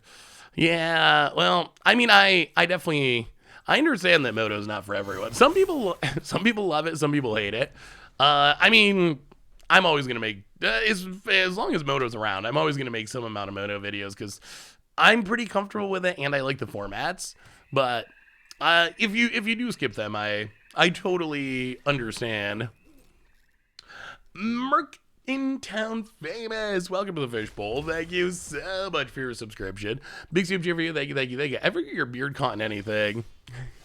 So I guess this. So I don't know if I've ever gotten my beard caught in anything actually. Although it's getting long. Sometimes it like gets in your mouth when you're eating or whatever, which is annoying. I do remember I got my hair. Oh my goodness. I was at someone's house. This was a long time ago. I was at someone's house that I don't know. Do you know what like a fly strip is? I don't know if these are like common things that exist everywhere or if it's just like a weird upstate New York rule thing. But you know, like a fly strip, they like are sticky and you hang them from your whatever and they're supposed to catch flies. But someone had one of those hanging and I had my hair down and I didn't realize because I'm pretty tall, so I'm a lot taller than the people who live there. So it was hanging up tall enough that the people who live there would just walk right under it. I was too tall for that. I wasn't paying attention, and it got so twisted into my hair. It caught me. I was the fly, and it was. Oh my god, it was a nightmare. I very rarely get like salty or like even outside of like Magic. Like it's just not my personality, but I was very not happy. How tall am I? I'm about 6'4", 6'3", 6'4". So I'm not like ridiculously tall, but decently taller than average, I would say. Oh, wow, we ground out the win against Removal Central. Do you want to try this Gideon deck? You want to try the Gideon deck, or what do you want to play? We can keep grinding out token value. Other options is try standard, but people don't seem hyped about that. Option in historic is this strange Gideon pile, which I don't know. Platinum Mythic rank player, meme or dream, who knows? Oh yeah, it hurts. It hurts so much. It does not feel good. You want to try the Gideon deck? We can try the Gideon deck. So I think if you are here, if the person who sent me this is, because I remember this specifically, because the person who sent me this, and I can't remember who it was, because it was a couple weeks ago, the heading was, I think I finally figured out how to break Witness the Future. And I was like, I'm gonna have to click on this because I don't even know what Witness the Future is. I didn't even realize that was a card. Actually, it's one of the ones that was probably in the, you know, the common page of spoiler videos, and I've never seen anyone play it, so I forgot that it existed. And it was a Gideon extra turn deck that was using Witness the Future, so I feel like it's got to be connected to the person who sent me that list. Who else is playing Witness the Future with Gideon the Trials in Historic? So this might be a viewer submitted deck, and I just don't remember the viewer that submitted it. Updating the deck command. So this deck, I'm honestly not sure. So I know the core idea. The core idea is you got Gideon, you emblem it so you can't die, and then you chain together Chance for Glories to take extra turns and win. The rest of the deck, I'm not really sure what's going on. We got Blood Sun, Trampwood Lotus Field. We have some random red sweepers. We have Phyrexian Arena and Treacherous Blessing. I guess Wishclaw Talisman gets more extra turn spells. So I'm thinking the idea is you try to take extra turns, and then you can use Witness the Future to put the extra turns back in your library, and then tutor them up with Wishclaw Talisman, or hope you draw them with Phyrexian Arena. Something along those lines. It is weird. It is a weird pile. 4-color Witness of Gideon. Yeah, that is essentially what it is. Krieglermeister, welcome to the Fishbowl. Thank you so much for your subscription. Big super for you. Thank you. Yes, Chance for Glory does give permanent indestructibility. Although it is worth mentioning with Planeswalkers, indestructibility is not that good. Sideboard, Pact of Negations, Leyline of Sanctities. Let's just try it. Let's just try and see what happens. This is the deck where I think maybe the Cloud Steel Kieran could fit in. Like, more You Can't Lose the Game effects are definitely sweet. I definitely want to build a Cloud Steel Kieran deck. Well, it gives it indestructible even when it goes back to Planeswalker form. It is indestructible as a creature. But the thing is with Planeswalkers, if they ever lose all their loyalty, then they die anyway. Which makes indestructibility a little worse than you would think. NDF, welcome to the Fishbowl. Thank you so much for your subscription. Big super cheer for you. Thank ya. No Alchemist. I expected to see one in this deck. Yeah, so this is not a deck I built. This is Memer Dream / viewer submitted deck. Well, we don't have a Gideon. But yeah, that does seem like the kind of card that would be good in the deck. It is good against Planeswalker removal, but it doesn't work against loyalty counters being attacked away, essentially. Well, all right. Blood Sun could be a thing. I mean, we got a lot of card draw. Ooh, Harmonic Prodigy. Well, that must die. If there's one thing I've learned, it's Harmonic Prodigy is a scary Magic card. Yeah, we're gonna try the Gideon deck. We'll see. We might end up switching back if this just doesn't work, period, but yeah, Alchemist Gambit could be good. If you could only play one format in only one deck, what would it be? Let's start drawing cards, I guess. Only one deck in one format. Honestly, if I could only play one format for the rest of my life with one deck, it would probably be Legacy. Because you have just the biggest card pool. I mean, I guess you could make an argument for Vintage there too, but it would probably be Legacy, and it would probably be Nick Fit. Legacy Nick Fit, I think is what I would go with. Well, play the Dabland, pass the turn. Although, like, I don't know. Modern is my favorite format. If it was an option, Cube Draft. Cube Draft would be number one. If that actually counted, it would definitely be Cube Draft. Well, Wishclaw Talisman. And opponent maybe has counters. Play the land. Yeah, we're gonna pass.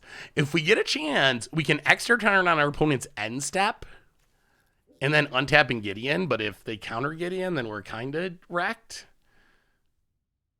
Ish, maybe. I mean, Nick Fit is a weird legacy ramp deck that has like Thragtusk and Grave Titans.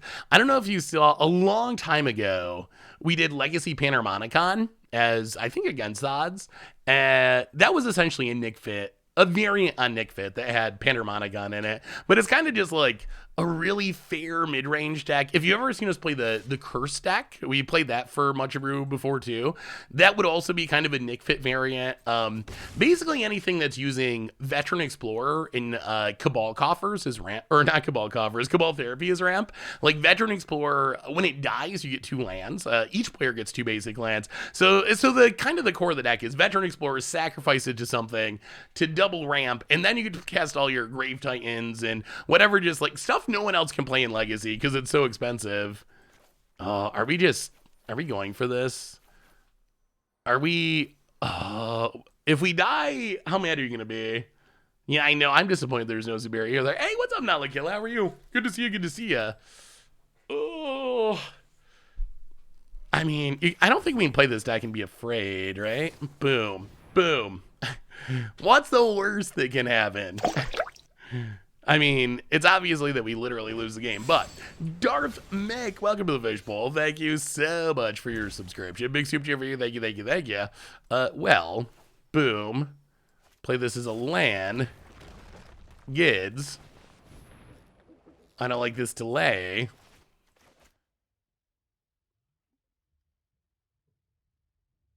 Opponent. No, no, no. No, no, no, opponent. None of that. None of that. Uh-huh.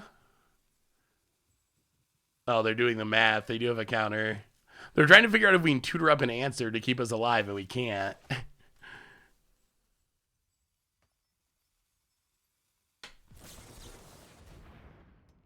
Oh, jeez.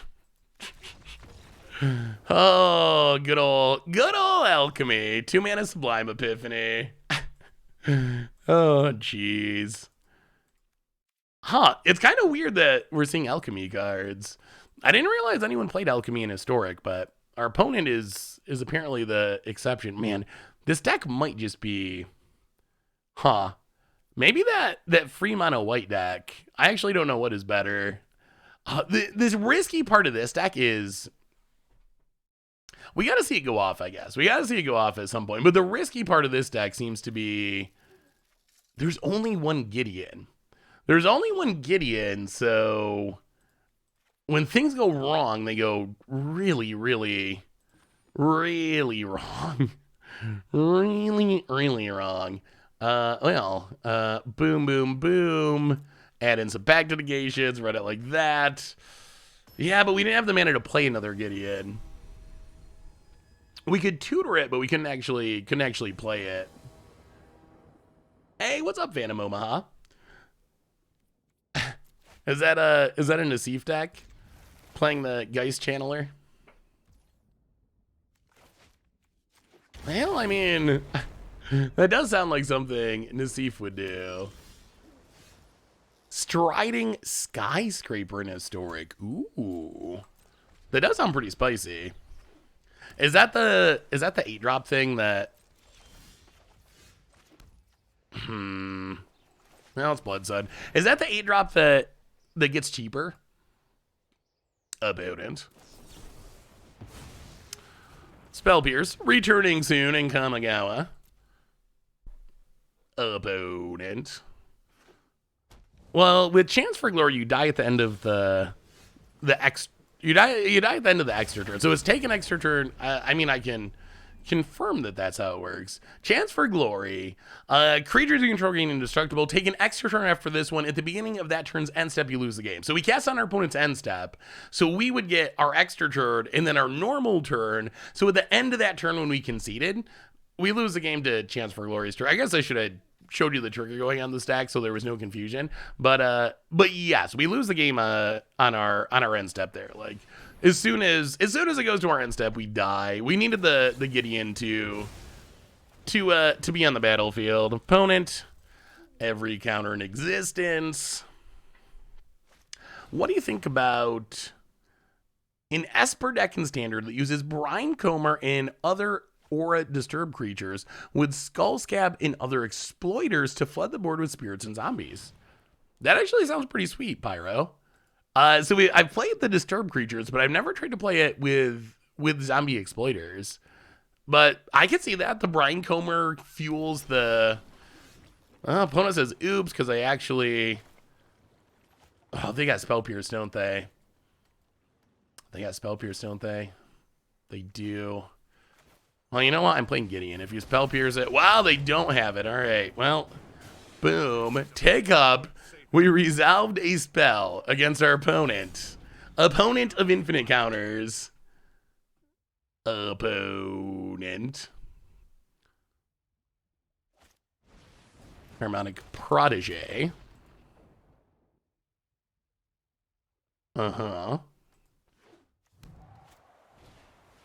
Grafdigger's Cage. Sure.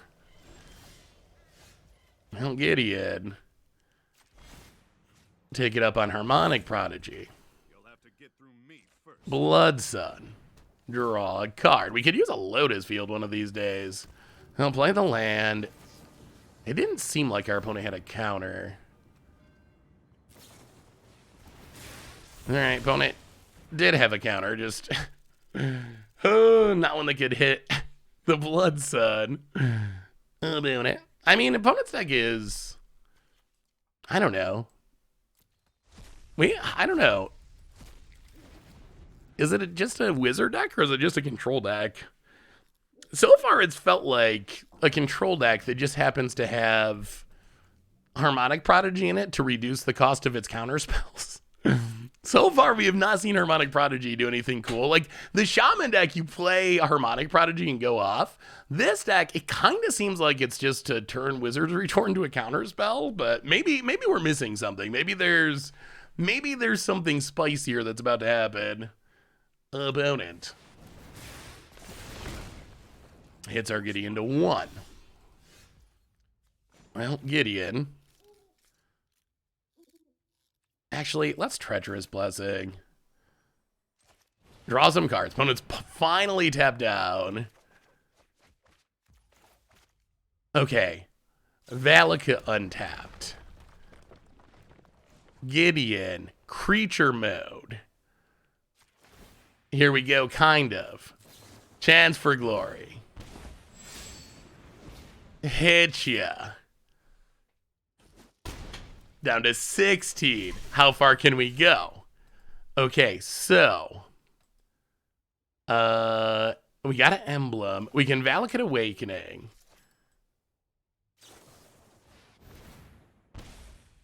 One, two, three. Oh, we gotta keep this, don't we? 1, 2, 3. Keep this Weltering Suns in case we whiff. Draw some cards. Oh, no extra turn. Okay. Lotus Field. Treacherous Blessing 2. No fear. Come on, extra turn. Oh, no extra turn. So, Emblem. Gideon. Sweltering Suns. Take a bunch of damage. Opponent. Okay, we don't die. We avoid our trigger because of Gideon. We got a counter in hand. Wishclaw Tally's been confined to extra turns by opponent. Floating mana. Are we getting there? Is it happening? Okay, there's Geist Channeler. Well, we're not gonna counter Geist Channeler. We're gonna counter what it tries to ramp into. I guess I can start bouncing it with Riptide Laboratory. Who welcome, McFluffy. Yeah, the plugin is really, really sweet.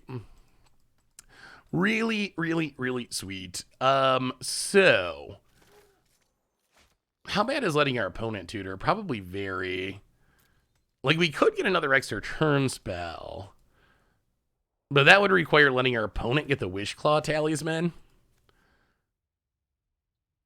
Huh. Oh, that's right. They can't. Blood Sun. Blood Sun does do something. I'm so used to this doing nothing that it actually hitting on our opponent's deck is kind of a nice bonus. No, Wishclaw.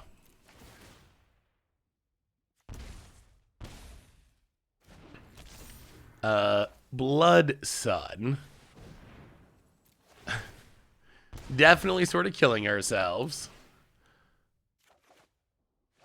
Triome. Play the land.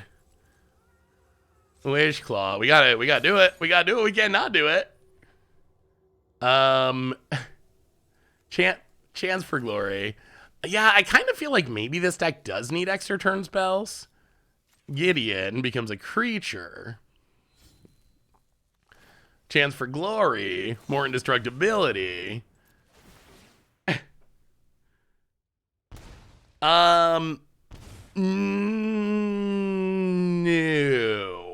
I believe that Blood Sun should only hit lands that are on the battlefield. We're going to find out because we're going to try to cycle this land once we untap. Opponent blocks. Forgets about Blood Sun. Loses their Geist Channeler forever. Got him. Oh, what is your deck, G Pedo? That does sound. I do like combo decks. Oh, Treacherous Blessing.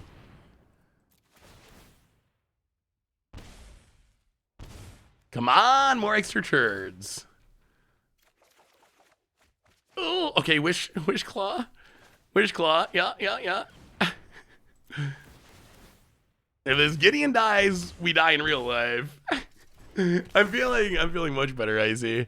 Thankfully. Opponent, would you like a Wish Claw? Yeah, I feel like this needs more extra turns. We need more extra turns.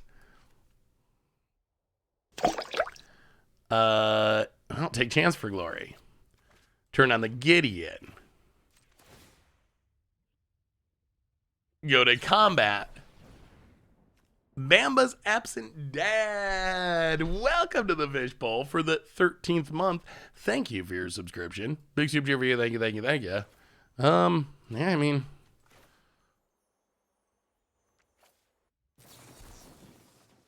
I don't think we can let our opponent untap with 2 Wish Claws. Like, we got to try to win the game here. If they untap with 2 Wish Claws, we're going to get super wrecked. So hit our opponent. Chance for Glory. Yeah. Not dead yet. Negative life. That's fine. Untap. Don't die to that either. No, thank you. Oh no. Cycle a Triumph. Come on. Okay, back to negation. I guess that's something. Phyrexian Arena. Trigger. Gideon, turn it on. Hit ya. New Gideon. Trigger. Yeah, more loyalty does seem worth it. Keep the new one. Take it up on your whatever. Play the down to -8. Oh, all right. Well, do we even survive our opponent having double Wish Claw talisman? Expressive iteration. Yeah, a way to get it from the graveyard could definitely be helpful. Expressive iteration. It is hilarious that we're at -8. We've had so many lose the game triggers and we haven't died. I've got a turbo version with the treasure creatures in Luca, more controlling one with indomitable creativity. Ooh, wait, do you actually have a deck list? Geist Channeler returns. Okay. Sure. Well, we get to draw an extra card. Ooh, Witness the Future. All right. Well, Witness the Future's time to shine. Witness the Future. Chance for Glory.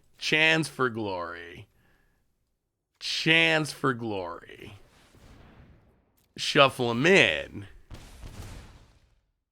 Come on. Okay, Witness the Future. Valakut Awakening. A few triggers. Bottom. Draw a couple cards. This deck is wild. Wish Claw. Okay. Trigger. Godless Shrine. Activate it. Okay, we found the extra turn spell. We found it. Chance for Glory. Yes. Turn on Gideon. Chance for Glory. Opponent's got 3 of our... This is kind of working. Hey, what's up, Lazarus? How are you? Opponent did not activate any of the Wish Claws. This is the one we just gave them a minute ago. We're like 1 away. Okay, land. -22. Another land. I'll play the land. Witness the future. Put back. Witness the future. Chance for Glory. -25. Alchemist Gambit seems like it could be worth it. Oh my god, we hit it. Okay. Chance for Glory. I guess we still don't win though, do we? Because our opponent can chump. Alright, Gideon. So we're still one to attack short. Attack you. Opponent blocks. Well, Chance for Glory. -28. Hey, what's up, Anonymous? How are you? Come on, one more. Oh, land. Phyrexian Arena. Well, is it enough? Do they have an answer? Yids, attack. Oh, it worked. It worked. Wow, that is the scariest, riskiest combo. It did work, though. It did work. Oh, let me see, Rooker Dog. Striding Scraper. What is... All right, let's look at this card. Striding... Uh-oh, what's that? Hang on. We'll just go to the preview page. Something... Scrap Welder. Walking Skyscraper is what we have it at. 8 mana, 8/8. 1 less to cast for each modified creature you control. Trample, hexproof as long as it's untapped. Yeah, I mean, that seems like a sweet way to take advantage of it. So if you can get 4 modified... If you could somehow get 4 modified creatures on the battlefield before turn 4 and have your... mana untapped on turn 4. You'd be able to cast it on turn 4. It reminds me, you know what it reminds me of most is actually kind of Gate Colossus. Gate Colossus is pretty similar. 8 mana, 8/8. 1 less to cast for each gate you control. Plus it has a little evasion. Not as good as Trample, but some amount of evasion. It reminds me a little bit of that. And Gate Colossus in the Gate deck was actually kind of legit. Yeah, it looks that looks sweet, Rooker Dog. Definitely looks fun. I mean, Hamza, I think, is a pretty powerful card. I kind of forgot this was in Historic, that it actually made it into Historic. Oh, all right, what do we want against our opponent's deck? I guess we just run it back. I mean, it's like technically possible, but it would take some... Like if you go 1-drop, Raise the Alarm, Venerated Loxodon... Wait, no. 1, 2, 3. Huh. How could you do it? There's got to be a way. Oh, this hand looks really sketchy. 2 Lotus Fields. No way to get him on the battlefield. Well, this hand looks really rampy. I guess we put Anger to the bottom. Well, here we go. About it. Please don't counter all of our stuff. Blood Crypt App, go. Huh. Yeah, I think it's definitely a card that it interests me. Walking Skyscraper. There's gotta be a way to do something with it. Oh boy, here comes Harmonic Prodigy. Is it actually going to do things about it? Yeah, Modern could have potential as well. Play the land. Untapped. Anger of the Gods. I'm really still not 100% sure the purpose of this Harmonic Prodigy. I guess, is it just to make the Geist Channeler better? Like, is that... It seems like those are the only creatures in our opponent's deck, are Harmonic Prodigy and Geist Channeler. So is that all it's trying to do, is double trigger Geist Channeler? Hey, what's up, Darfox? How are you? Well, let me see, Gepito. About it, gets it hits us. Oh, I'd love to resolve something. That would be sweet. Blood Sun. I'm on it. Counter number 40. I'm tempted to counter here. It's risky. We could lose to our own pact. But if you're not losing to your own pact, are you really living?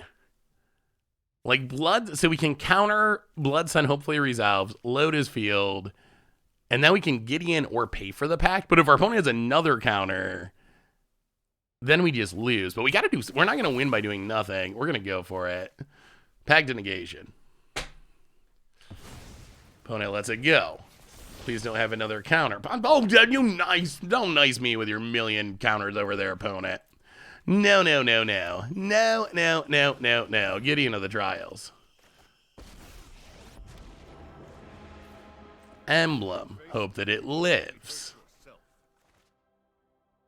Alright, your go, opponent. Well, we got the Gideon down. We got the Gideon down. That's step one. Hey, Seth, I made it to Mythic with Mardu Reanimator list. What would be best to email to you or do a Goldfish link?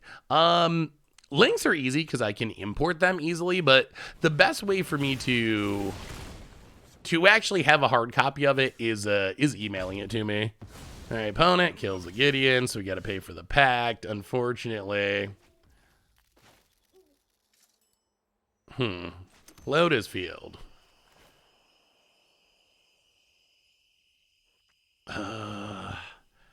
Oh, now what? We got lots of mana. We could kill this. We could Gideon. We could draw cards. Drawing cards is appealing. Ooh. Yeah, the Marionette deck looks cool, GPdo. Marionette Master is definitely a sweet card. So the idea seems to be hopefully make a bunch of artifact tokens in the early game with Kaylin and Magda and Innkeeper. Luca sack something to get Marionette Master, and then try to sack all the artifact tokens to drain the opponent out. How's it work, Capito? Has it been successful for you? Well, let's Treacherous Blessing. Let's get the card draw going. Gotta get the cards. Pass the turn. 2 Gideons, better than 1. Yeah, I'm excited for the new Voltron card too.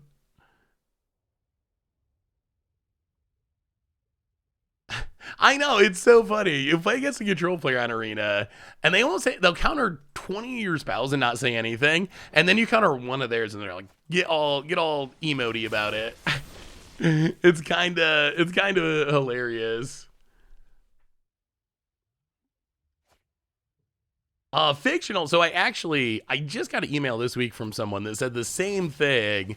And I looked into it, and there was a mistake on our end with shipping. So my apologies there, but it has been rectified, and they should be getting to you shortly. They are in the mail now and should be there shortly. So it was just a mistake with getting them shipped out over the holidays. So definitely huge apologies for that, but they are coming. Unfortunately, just a little slower than I would have liked, but they are coming. So we get a Gideon.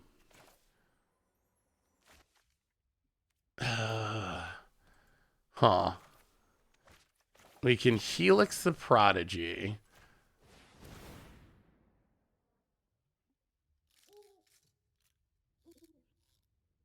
Please die. You've got to Mythic with it? That's actually very impressive.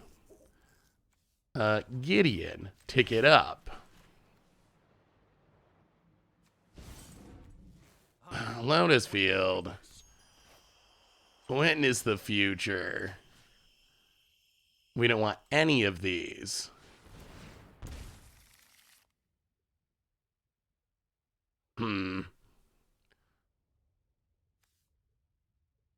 Witness the future. Witness the future. For witness the future. Wow, they keep shuffling to the top of our... How do they keep shuffling to the top of the deck? No. There's no liches. No liches involved in this one. Opponent, Narset. Opponent's deck does feel like just a control deck. I still have not, I don't think I've seen anyone actually Harmonic Prodigy the way I would expect. So opponent can Fading Hope our Gideon. The problem is we can't, well, I mean, they're going to Fading Hope it, but whatever, we got to do it. Go to combat this Narset, shutting down our card draw, which is brutal. Give attacking, opponent bounces. Oh, Narset's such an obnoxious card. Opponent bounces. Well, Gideon returns. Tick it up. This is a plane worth saving. Yeah, I guess just getting rid of the Treacherous Blessing is worth it if we get the chance. Well, alright, Witness the Future. Technically not card draw. Get back Witness the Future. Do we actually have a way to stop this now? We need an extra turn spell. That's what we need.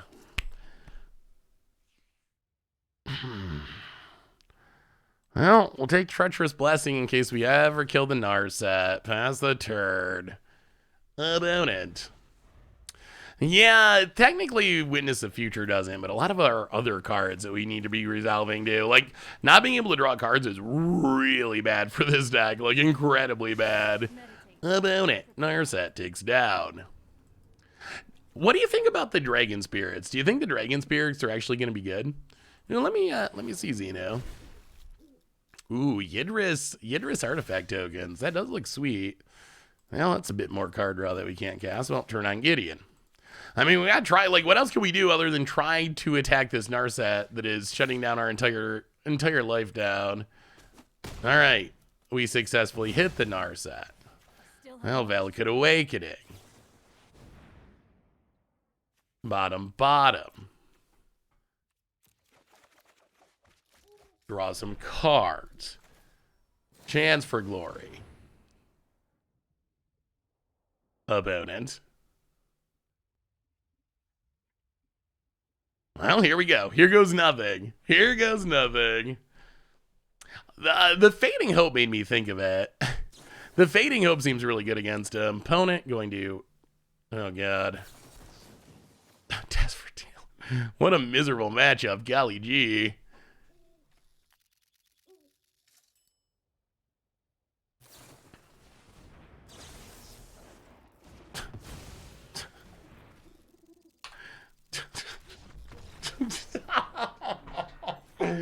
Wow, that is a ridiculously...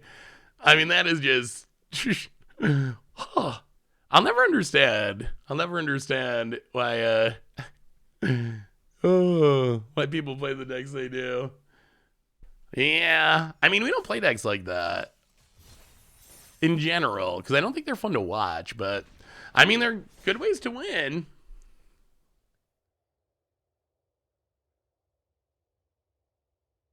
Hey Seth, I have your new favorite modern jank deck. It uses a Realm Razor, a Shia to go infinite with ETB and some unique land burn. Ooh, wow! We played Realm Razor for Against Odds forever ago. One of the very first Against the Odds. Realm Razor is definitely a cool card. Exiling all the lands as long as it stays in play, kind of like a whatever Fiend Hunter, Banisher, Priest, whatever. But for all the lands on the battlefield.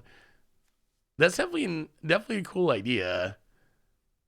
Wait, how is... Oh, so Ashaya makes it a land, so it exiles itself. Ah, that is a... I actually haven't seen that combo. That is really cool. So Ashaya turns everything into lands. So Realm Razor will exile itself. So and then it'll basically do World Gorger combo, I think, essentially. Like, your Realm Razor is going to keep blinking itself and blinking all the lands over and over again. That's a super cool idea. I like it. I've never seen that one before. I guess we gotta play this Valakut Awakening. All right, unless there's a mana tithe, we might dodge infinite counters this game, which will be a relief after not being able to resolve anything last match. I don't tap land. Yeah, about it, taps. So opponent's got to be playing some sort of watch it be land destruction. Elite Spellbinder. Okay, sure. Hey, thank you, Creature Mystery. Oh yeah, you can definitely post links. Links to Magic stuff, definitely acceptable. New pull-up, will the new Dragon Spirits make impacts in any format? Like, I think they're going to see play in Standard for sure. I would say at a minimum they're going to be good in Standard. Whether or not they're actually good enough for non-standard formats, that's I mean, Commander, they'll be good. My big worry in Standard is bounce spells. Like, I think they're powerful enough of cards. The question is, do I line up well enough with the meta? I'm glad they got rid of Divide by Zero. I think with just Fading Hope, there's a chance. But with Fading Hope and Divide by Zero, I think there's basically a 0% chance that they would be able to do anything.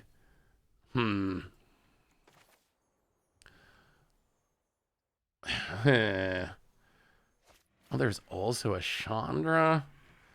Things are getting worse.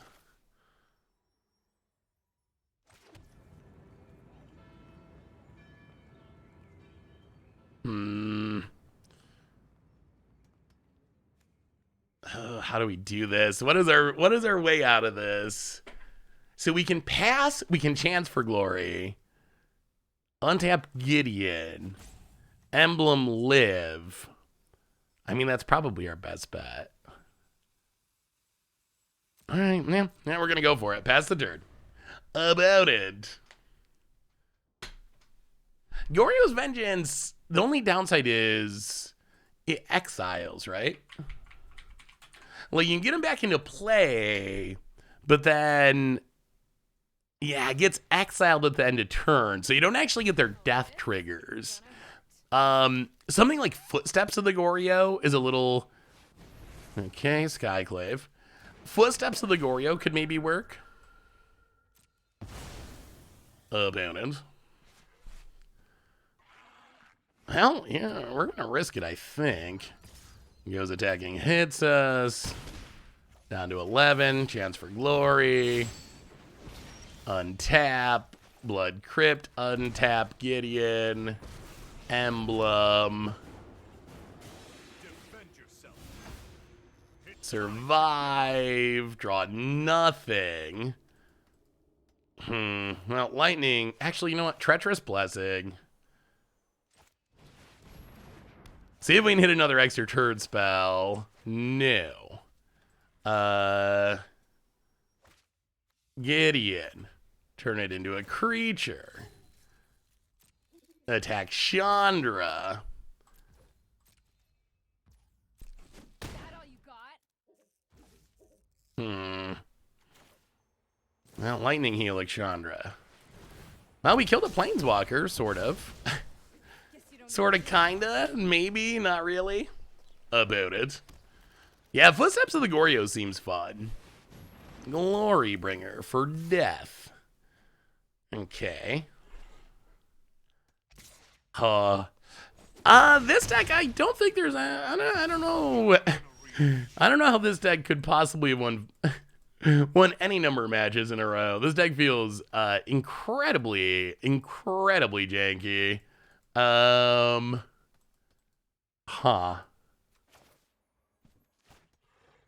So we're just dead, right? We look dead. We can't stop Glory Bringer. Oh, sure, play Blood. I mean, it doesn't really matter what we're doing. We're just, there's no... We could survive a turn by, like, ticking up our Gideon, but that doesn't feel great. Tap land. Yeah, we're super dead. Yeah, this deck... I mean, so the Gideon turn spell is good. I feel like this build is not even a little. I mean, the one game where we comboed off was cool, but this just feels like the absolute like epitome of against the odds, like to the against the odds to the absolute max. My local play group had been getting a bit out of hand in Commander, in my opinion. So with all the combos and extra turns in general, unfair magic, and since then, I've been called the evil player. So I figured I would lean into the role. So here's my contribution. oh boy. Yeah, that looks like many of the cards that most Commander players would not want to play against. All the taxes, all the counters. Oh, what is your play group thought about that one? Captain Northgood, welcome to the Fishbowl. Thank you so much for your subscription. Big super cheer for you. Thank you. The deck is trying to beat down with the only realistic way of winning is Gideon. I think if you go with this plan, you need more extra turn spells and more remove. I don't know. More Gideons. I think there's potential with the archetype for sure.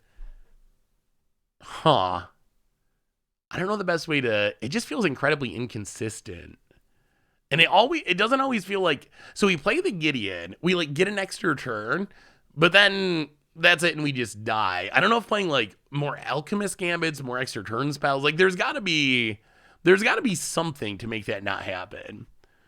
Because it's definitely a bummer to like go through all this work to try to set it up, and then be like, oh, okay, we attack you for 8, and then. Back to you attack us and you kill our Gideon, and then it all fizzles. I don't know.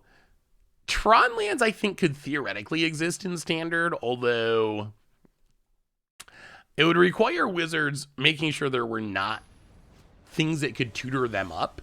Like, just Tron lands played fairly would probably be okay. A little bit worse now that we have, a mulligan roll that is abusable for finding them.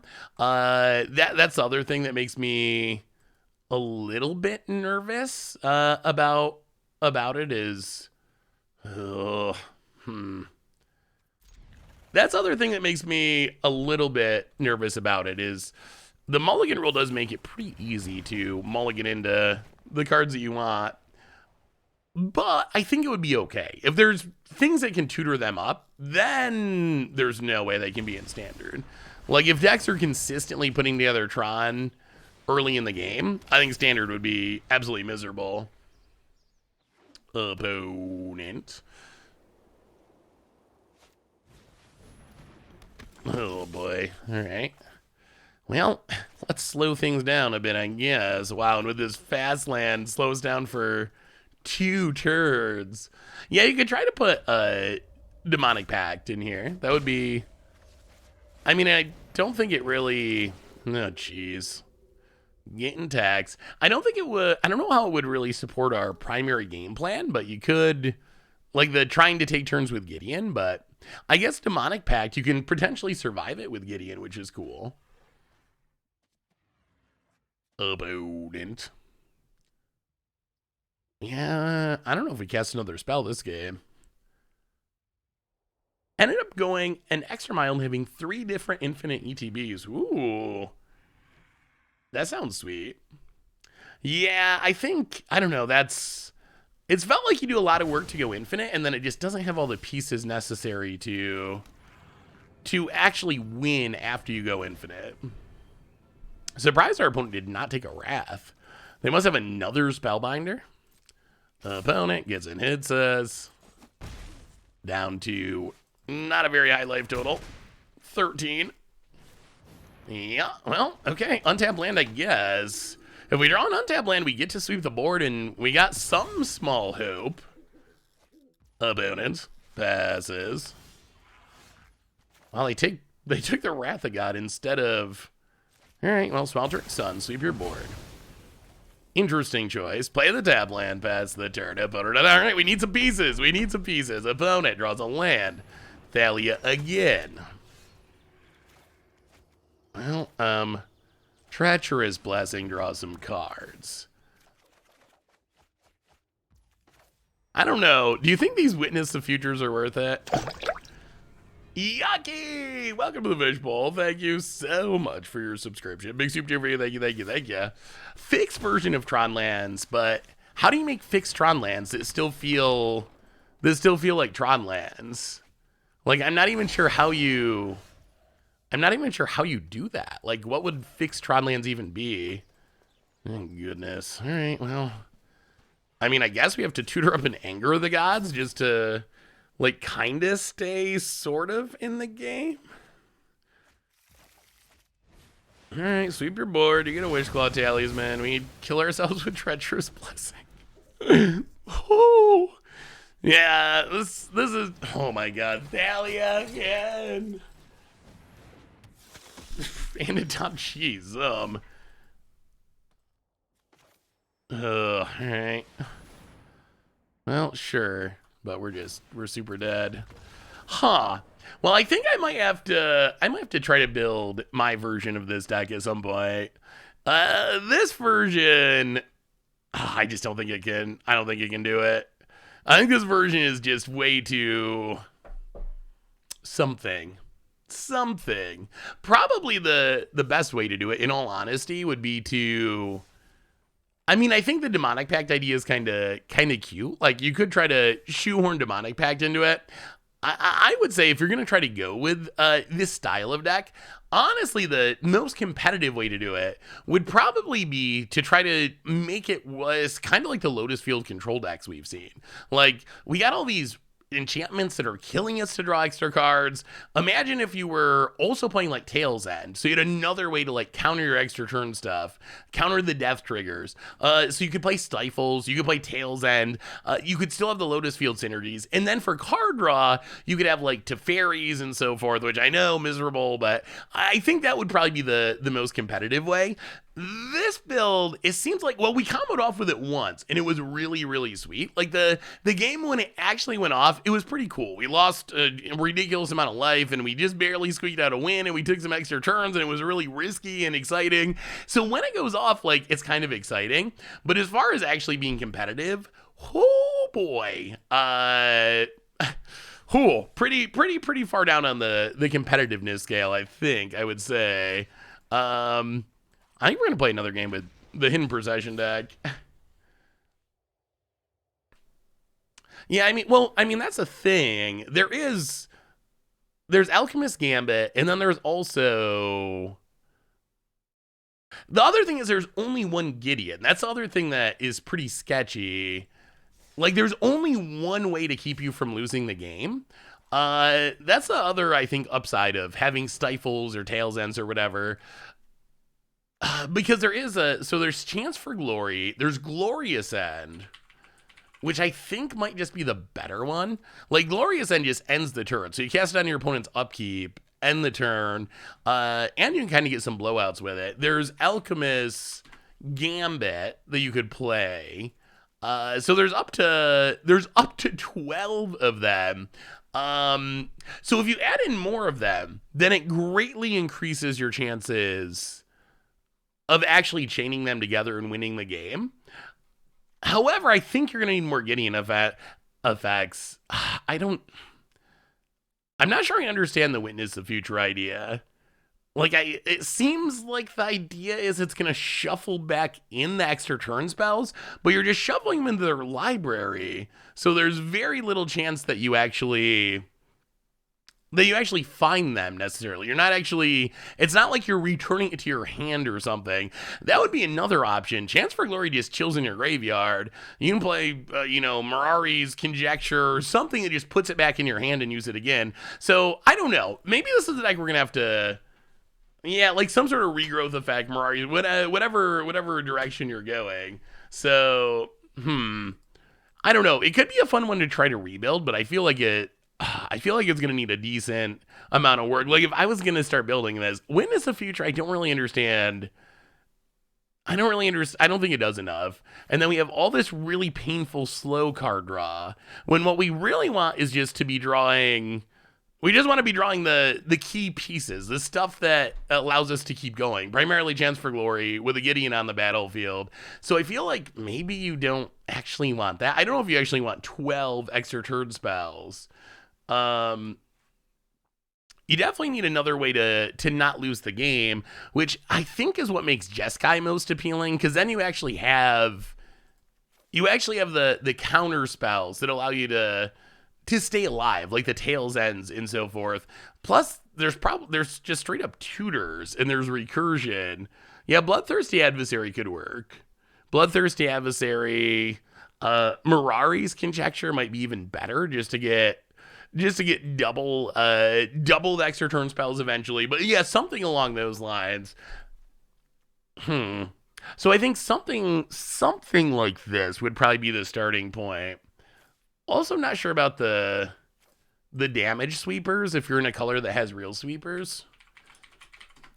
Like, they're nice against aggro, but I think we saw like Glory Bringers and so forth that just kind of wrecked us. Oh, that's a lot of rebuilding. Probably too much rebuilding.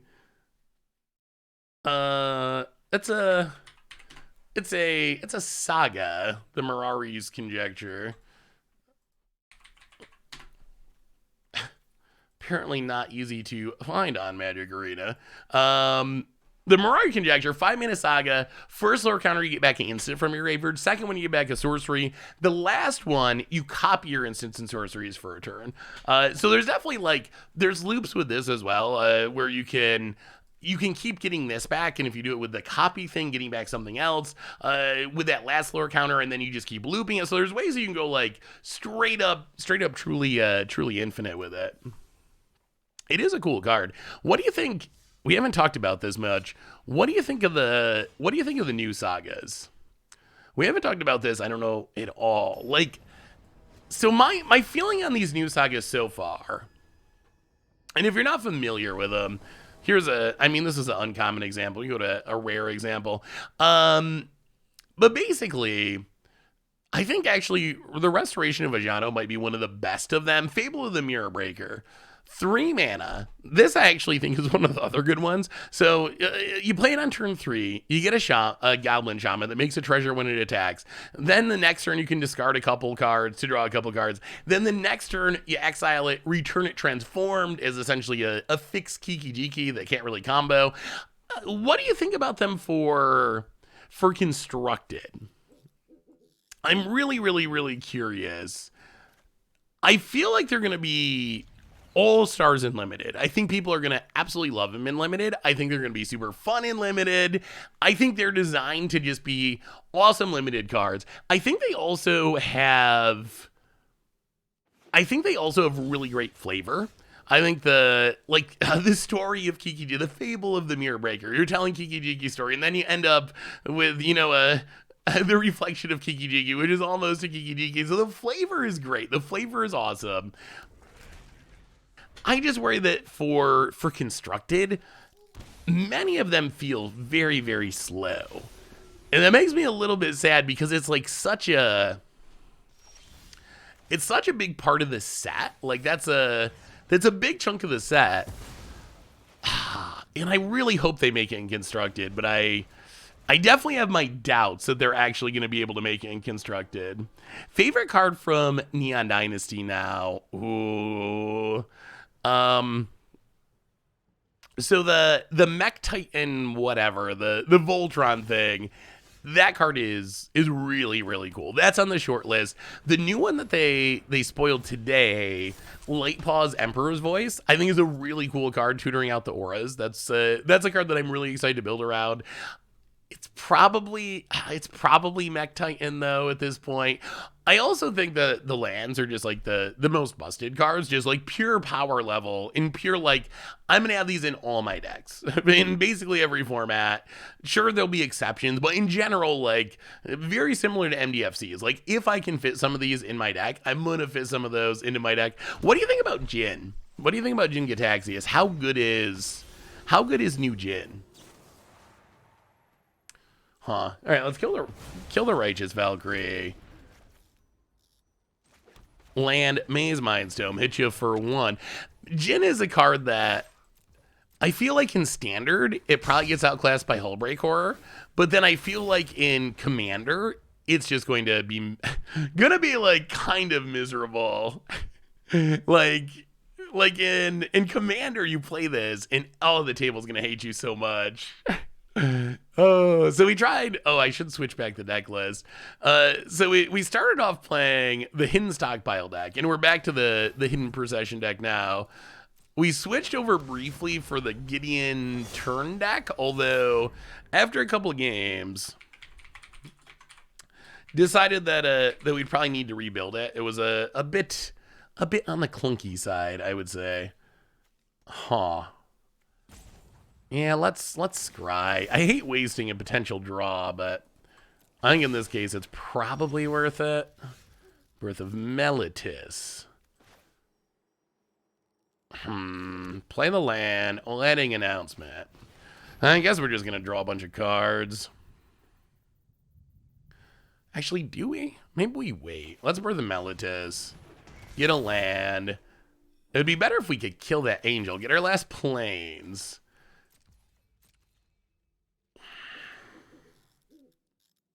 So if we attack here, we lose 1. We draw 2.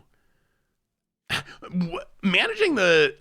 And maybe this is actually exactly what Wizards wanted it to be, because it's like trying to figure out who to invite to your wedding. But managing this wedding announcement is way trickier than I expected. Like, it seems very simple, but we actually have had like a ton of really important choices as to whether or not we, like, do we attack to draw cards? Do we stay back to try to make more tokens?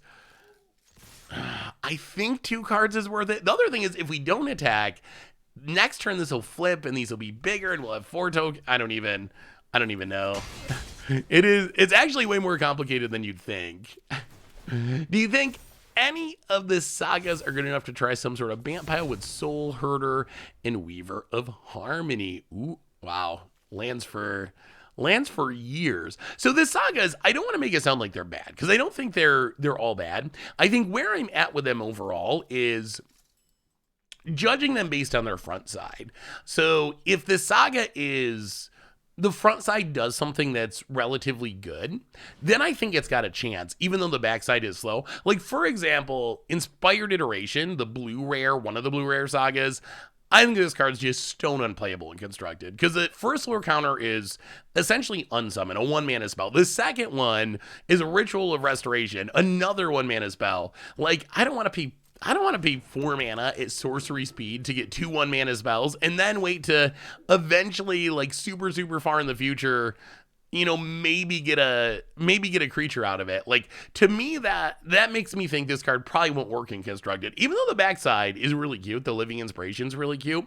On the other hand, like Ritual of Vijano, 3 mana, grab a planes. Second lure counter, you can discard the planes and put it into play, or something else, or just reanimate something that's already in your graveyard. Like, those two lure counters actually seem pretty good. Like, good enough that I could imagine playing them in a deck. And then the backside is fine. That's just a bonus that's going to happen eventually. So that's kind of how I'm judging them. So I don't think they're all bad, but I do think a lot of them are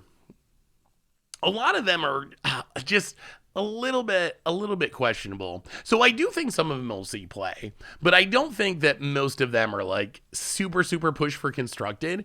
I feel like Wizards has mostly balanced them to make them in the right place for limited. At least that's how it feels for me, that they're mostly balanced for limited. All right, so we get a Bloodchief's Thirst, so we can get rid of the Resplendent Angel. Opponent gains a life. I'll play the land. Bloodchief's Thirst. Kill the Resplendent Angel. Go to combat. Hit ya. About it. Gonna take it. Pass the turn. Make a dork. Opponent gains a life. Yeah, the Kami one is super funny. That's when I'm excited to build against odds deck around. Just like, I hope you can spin something good under it and then crack the egg and hopefully put that thing into play. I mean, that's really cool. The vehicles, I think, are one of the most intriguing parts. The vehicles, the ninjas are really sweet. Samurais feel a little bit like a bust to me. I don't know. Samurais, I think, are one of the least exciting parts, but maybe they end up being better than I think. But But yeah, I think the samurais are kind of meh. Will the wanderer subtype become eroded in the future? I don't know. It seems like we just literally don't know. We literally don't know what the name is. So I'm guessing no. I'm leaning towards no. Mirror Box is one of the cards that I think is going to be most interesting to build around too. Mirror Box is really oh my god. Oh dear. Oh dear. That's a lot of Magic the Gathering land cards. And our opponent's getting life to eventually turn on this Righteous Valkyrie. Huh, people are still playing Inquisitor Captain. That's true. The pseudo exalted mechanic is, I guess, interesting.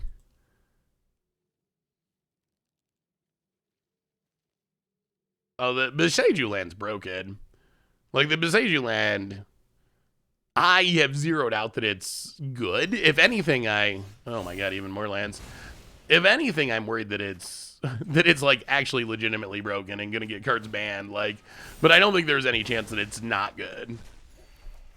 Like that's one of the cards I feel that whole cycle, but especially Beseiju and then following me at the blue one. Those are the cards that I don't really have any doubt in my mind that those cards are going to be insane.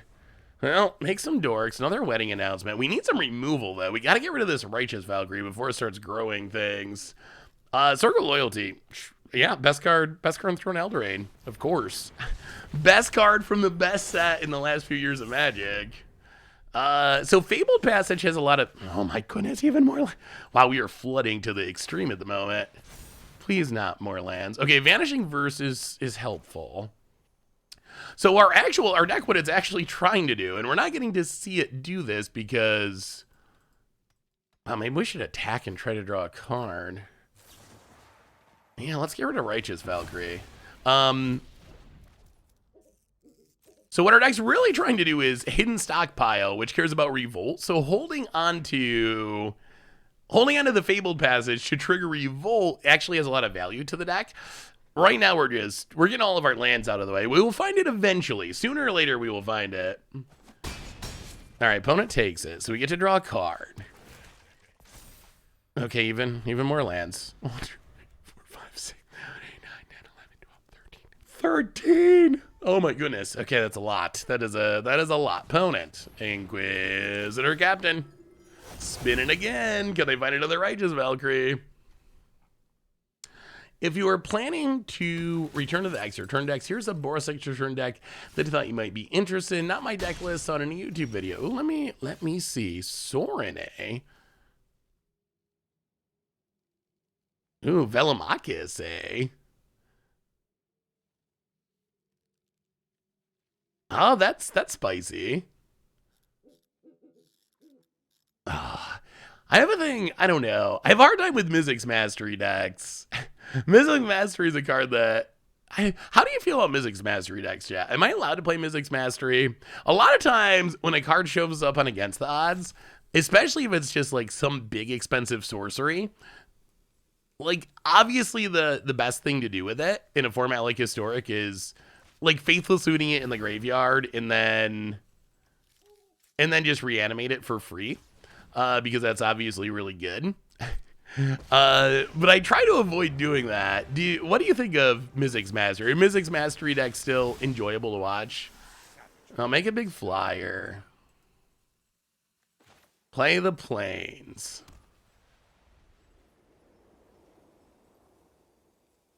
Pass the turn, I guess. Actually, I guess we attack again. Let's attack. We're going to stop drawing lands eventually just because we're not going to have lands left in our deck. So we're just going to get them all gone, and then we'll draw the action. Opponent takes it. Also, hitting our opponent keeps them further away from doing Birth of Melitus. Oh my god, we're not going to have lands left to get with that. No! Opponent. Oh, Mastery 1,000 Year Storm sounds kind of busted. Yeah, I mean, there's nothing wrong with it. Mizzix Mastery is really powerful, but sometimes it feels a little cheaty especially for against the odds decks. I do like being able to get back the Chance for Glories and Alchemist Gambit though. That seems very explosive. Like, that's one of the things we were talking about. We need a way to recur the Chance for Glories from the graveyard, and this build seems like it has that built in, and it has more extra turn spells, which is something else we talked about. So there's a lot of things I like about it. About it. Going to combat. Can't actually stop this Resplendent Angel, so going after the Sorin. All right, let's draw a card. Please not lands. Miria. You know what? Let's block. So opponent gets an Angel. Our Sorin lives, so we can try to draw more cards. Opponent gains a bunch of life. We finally hit Hidden Stockpile. Sorin. Ticket up. Even more lands. Take it. My ways are not for the weak. Amiria's Call. Make some angels. We will pay the one. Fabled Passage. Sure. Well, this game's getting interesting. Fabled Passage. Crack it. Get the last basic. Hidden Stockpile. Go to combat. Do some attacking. So we can draw a card. Mystic's Mastery feels especially cheaty when Moto allows you to overload it from exile. Yeah, we learned that during Commander Clash. That seemed a little bit busted. Hey, hello from New York, El Sampo. How are you? Good to see ya. All right, so we get a stockpile token. Now we really would like an Anointed Procession. Well, Wolf isn't bad. Our 7/7 Angels are big enough to stop our opponent's flyers, which is sweet. Yeah, I don't think it's actually... I didn't realize it at the time. I just kind of assumed that it was working correctly, but after people mentioned it, I was like, yeah, it did seem a little busted. I almost think it happened later in the game, too, that someone talked about, like, not being able to overload Cyclonic Rift from exile, but for some reason, it didn't connect that, like, oh, we did that earlier. Moto let us do that earlier with Mastery. All right, opponent's going to gain some life. Double Soulborn's not what we were afraid of. I mean, maybe we can just outgrind him. Opponent. Land. We're going to go through we're halfway through our deck here. Wedding Announcement is actually, like, kind of impressive. That card might actually be pretty good. Opponent. Still no new spoilers. I was thinking we'd get more new spoilers during the stream, but apparently not.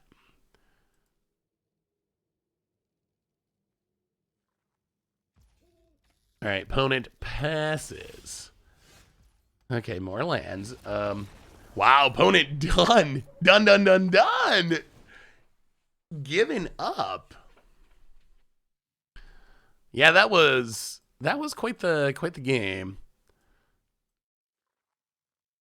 Oh, so we got to figure out what is your pick for first against odds card? I know we're only halfway through spoiler season, a little more than halfway. Is there anything that sticks out as especially against the odds worthy? New York is 437 times more populated than Tarquina. Interesting. Although I live in upstate New York, and I'm sure that's including New York City. Upstate New York is probably as populated as where you live. It's pretty sparse up here. Yeah, I mean, Mac Titan is top tier. I think that Hidetsugo is really sweet. Mirror Box is one of the cards I can't wait to build around. There's a lot of possibilities though. Like, you could do Persistent Petitioners. You could throw it in, like, a Super Friends, like, car style deck. They're just... Oh, I'm so glad they printed that card. Mirror Gallery, but updated for 2022, was one of the things that was pretty high on my request list for Kamigawa. And I think, like, Mirror Box is Like exactly what I wanted. I know you're a Bills fan, but do you follow Sabres? Not much. I don't really follow any hockey. I don't really follow any NHL really at all. Like very, very, very loosely, but I couldn't even like tell you the players on their team or whatever. Like once in a while I look at their record and just see if they're still horrible, and they usually are. But other than that, no. Hockey is like the one big sport here that I just never really got into. All right, run it like that. Invoke Calamity Land Destruction sounds sweet and modern. That sounds really, really fun. Stone Rain, Pillage, into Invoke, Flash in both back. Phone has no lands. Like that seems very possible. Brilliant Restoration, I think could be a really fun standard deck, like Saga Reanimator maybe. Although it is funny that it's so like actively bad with the new sagas that don't go to the graveyard. It works really well with the original style sagas that like you use their abilities, go to the graveyard, then you Brilliant Restoration them all back. Like that works really well. Where it doesn't work well, like it all is with the new sagas that flip into creatures. You love baseball too. I have a mixed relationship with baseball. I like baseball. I like following the like statistics and analytics of baseball. That part of baseball I really like. As far as actually like sitting down to watch a baseball game, I can't do it. It bores me. It's just too slow. It's too slow. I think like playing, I don't know, video games has killed my attention span or something, but it just feels so painfully slow. I don't know, if you like go to the stadium and eat a hot dog or something, there's probably like some experience out of it. But as far as just like turning on a baseball game on TV, sometimes for like the World Series I will, but otherwise I just can't do it. Isolated Jab will go. I love New York State. We went to visit a friend of mine, and he joked he always came to live in the boonies. Turned out he literally lived in Boonville, which is pretty out there in upstate New York. Literally the boonies. Yeah, I mean, I live in definitely I think of it as the boonies, but I guess technically it's mostly small, really small towns with like farms and stuff in between, up in the Finger Lakes area. I mean, plus with the baseball thing, it's like, oh yeah, it's so bad on TV. Plus, it's really hard to be too sympathetic of, I don't know, this whole strike thing. Like, I don't know why they keep doing this. I don't know why they keep having these lockouts. I feel bad for the players, I guess, because it's not their fault, really. At least I don't think it is, but it seems like that sort of kills things too to some extent, which, I don't know. Hidden stockpile go. Hey, thank you. The beard is looking pretty good. You got to give the population size. The town that I grew up in, I think, is like 700 people maybe for the entire like village or whatever. So it's like to put it in context, there was like a stoplight, but I don't think it was even a red light. I think it was like a blinking yellow light. So there's like a stoplight. There was a gas station, no chain restaurants, no McDonald's or anything like that. No stores other than like the gas station / convenience store. That was the one like store in the town. So that style of upstate New York opponent. I mean, in the place I live now, where I finally got the house, like, I can't even see a neighbor. I'm like, oh, but I mean, I guess if you look one direction, like, pretty far, you can kind of see the top of someone's house, but now I'm out in the middle of nowhere, not even in a small town, like, definitely out in the boonies now, which is kind of perfect. I like it. So, go to combat, attack our opponent, hit our opponent. Opponent going to take the one, I assume, Bertha Mellitus, get a Plains, Fabled Passage. Crack it to make a servo. Get a swamp. Pass the turn. So we still got a wrath left over if our opponent goes off. Did you fix the cable chewing? As much as I can. He's getting better. He's getting better at it. Sometimes when he gets bored, I'll still notice him chewing on things, but he's improving, and he's doing better with me telling him no and actually stopping rather than just like being in his own little world and doing whatever his little bear brain tells him to do. So it's getting there. But yeah, he's doing better than he was before. He did chew a hole in one in my couch actually, but he learned that that's not. He's learning that that's not acceptable. I just got to keep telling him no and giving him something else to chew on. But yeah, he does better when he's not bored. It was worse when he had to go and get fixed, and then he was like laid up for like 10 days and couldn't go play with his friends and do all the activities. So he was like super bored, and that's when he got super chewy, but he's through that now, thankfully. Hey, what's up, Zach Myers? How are things? Good to see you. Well, I think we got a sweep again. I'm gonna combat, attack ya. Opponent. Boy, we're flooding out again. We're drawing so many lands. This was just like game one. Game one, we did the same thing. We just drew infinite lands. Hey, what's up, Grimy? How are you? Good to see you. Good to have you. Well, we won the last game. Like, we got there eventually. Eventually, we just drew all the lands, and then we gotta try other cards. I mean, I think there are 25 lands in MDFC in this deck, so it is, I guess, a little bit on the high end, but not insanely so. Here's an against odds idea. Reconfigure a reality chip onto a reality chip with a mirror box. What does it do? Nothing, but the inception is fun. Yeah, I think we're going to get to see some pretty funny piles with these new like equipment creatures and so forth. Equipment that are creatures, more enchantment creatures. So we're going to see some weird like equipments wearing equipments and just really, really, really funny stuff. Which I think that'll be interesting. Equipment creatures still, that's an odd idea. I don't know. Who knows anymore? All right, opponent, don't Coco us. We only got lands. We can only draw lands today. The biggest problem with drawing all these lands, hey, what's up, Monster CC? The biggest problem with drawing all these, oh no.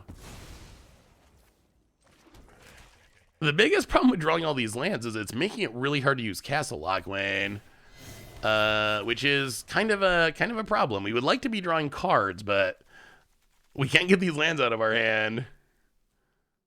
Opponent. If you animate a land, then fortify it, and then mutate on it, it's still not modified. I do think modified probably made sense to include mutate. I don't know why they chose not to. I don't know if they've addressed that, but that seems very modified. Like, flavor-wise, I think that makes sense. Opponent. Oh, God. Collect a company. Not looking good as we sit on the all-land hand. Opponent. Thinking. I mean, we might have to take...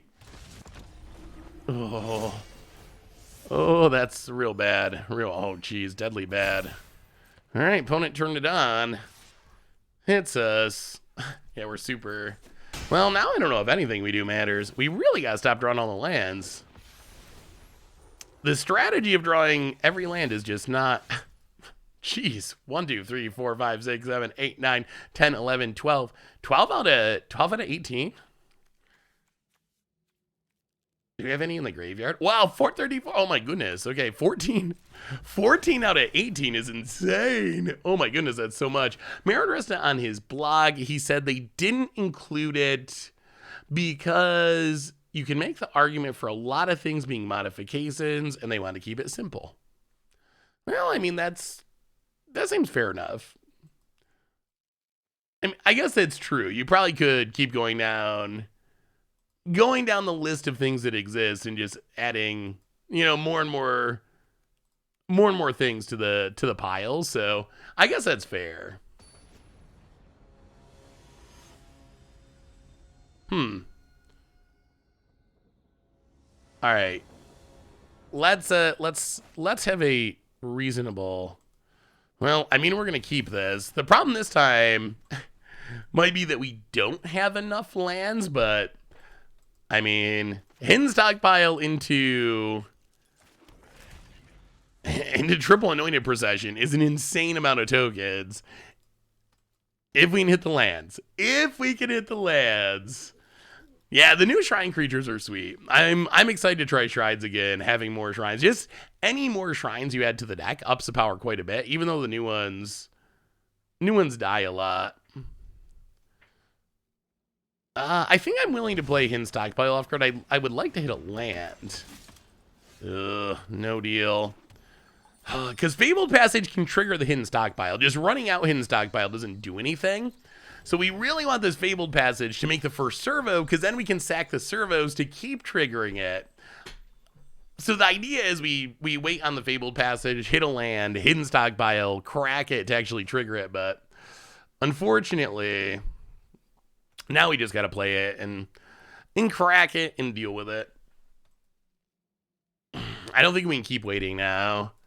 Especially with this Esper Sentinel out. We're going to have to be able to pay for that. Oh, no. Wouldn't it be brutal if we lose this one by getting mana screwed? after the last two just flooding brutally, and now this one we just cannot draw land to save our life. Yeah, Mirror Box Shrines does sound fun. Mirror Box, like, there's so many different potential decks to play that in. That's what makes it such a cool card. Like, and I think maybe at 3 mana and with all those other upsides, maybe it could actually show up in some, like, more competitive decks. I don't know if it'll have to be just, like, Persistent Petitioners, Jank, or Shrines or whatever. I don't know. It's like an anthem for Legends, and it's just got so much going on. Is Auto Inversion a suitable sub for Anointed Procession? In this deck, no. They're not really very similar in any way that I can see. Anointed Procession is like one of the key engines to this deck. Oh no. Okay, pass the turn. Oh, what a nightmare. Mana Flood, Mana Screw, all in a row in the same matchup. Mirror Box Bard class will definitely be competitive. That'll be interesting to try. Mirror Box isn't legendary itself, though. Yeah, Flood the Nun for sure. Opponent. Oh, Felidary Retreat. Yeah, I mean, you can play Felidary Retreat. Although, really, like, well, I don't know if we're going to get to see it here because of the mana issues, but really the primary synergy of the deck is Hidden Stockpile, Anointed Procession. You can win without that synergy, but that is kind of what the deck's trying to do. Hidden Stockpile, if it's only ever making one servo, isn't that great. Like, if you only get one, it's kind of just breaking you even. Once you're getting 2 with each activation, then Hidden Stockpile kind of snowballs itself. Hey, what's up, Achilles guy? How are you? Good to see you. So I do think it is a pretty important card. And we're going to kill Esper Sentinel. And pay the 1. And draw a land. No. Maze Mindstone. Scry with Maze. Our opponent, I don't even think is here. Okay, there is a land on top. Pass the turn. About it. Psychologist, welcome to the Fishbowl. Thank you so much for your subscription. Big super cheer for you. Thank you. Oh, our opponent just not being here is even more anticlimactic. Look at all these. We got all 4 anointed processions. Well, please don't do it this way. Don't just leave. Yeah, we have significantly more anointed processions than lands at the moment.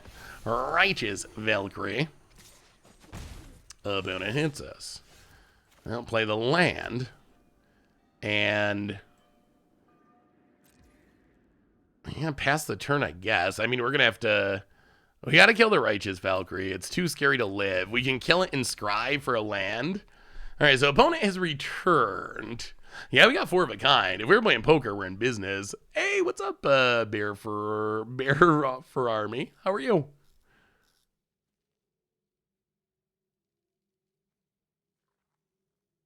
Yeah, the new version's way better. The old one, Mirror Gallery, was a 5-drop. The new one's only 3 mana, so it actually can do things. So much better than the old one. Well, Vanishing Verse. Get rid of the Righteous Valkyrie. Opponent's going to see our beautiful hand. Liliana's Goggle Bottom. Would you like an Anointed Procession opponent? What do you say, friend? Would you like an Anointed Procession? If we ever draw anything to go with these, oh boy. I would take a Fabled Passage so much. Fabled Passage probably like one of our best draws. This draw. Opponent takes the one non-Anointed Procession card. Hits us. Well, upkeep, scry for a land. Okay, that is a land. We will draw it. Play the land. Anointed Procession. Yo. Opponent. Well, we're going to see if our opponent just wins here, then obviously we're in bad shape, but maybe too slow. Hey, thank you, Grivey. Oh, this hand is just so explosive. Those hands are the worst. The ones where, like, when you feel like you don't have any potential to do anything cool and you lose, that's fine. But when you can see, like, oh my goodness, like, look at all these cool things we can do, and then you still just don't quite get there, those are the most painful losses for me. Now let's scry. We might need a Wrath the most now. Maze Mind's Tome gains us life. Isolated Chapel. I guess we're going bottom at this point. Draw. Blood Chief's Thirst. Well, all right, in stockpile. Opponent gets to draw a card. Oh, what a nightmare. 2 servos. 2 servos are here, but we're super dead. Forza Wall. We had so much mana trouble this match. Forza Wall. Welcome to the Fishbowl. Thank you so much for your subscription. Big super cheer for you. Thank you. Illusion. That is, someone asked a long time ago today, earlier today, best Arrested Development quote. That's got to be on the short list. That was, that's definitely one of the funniest from the early seasons, at least. I mean, I think I've Made a Huge Mistake is also a classic. I think my personal favorite, though, is the Dozens of Us. That one gets me. Tobias is just so funny in that show. And his Dozens of Us rant is just, oh, it's so perfect. So funny. That's when I still use that one a lot. I think that's the one I use the most. Like on Twitter or even just quotes is probably Dozens of Us. Opponent. It's us. Down to 11. We draw land. I'll play the land.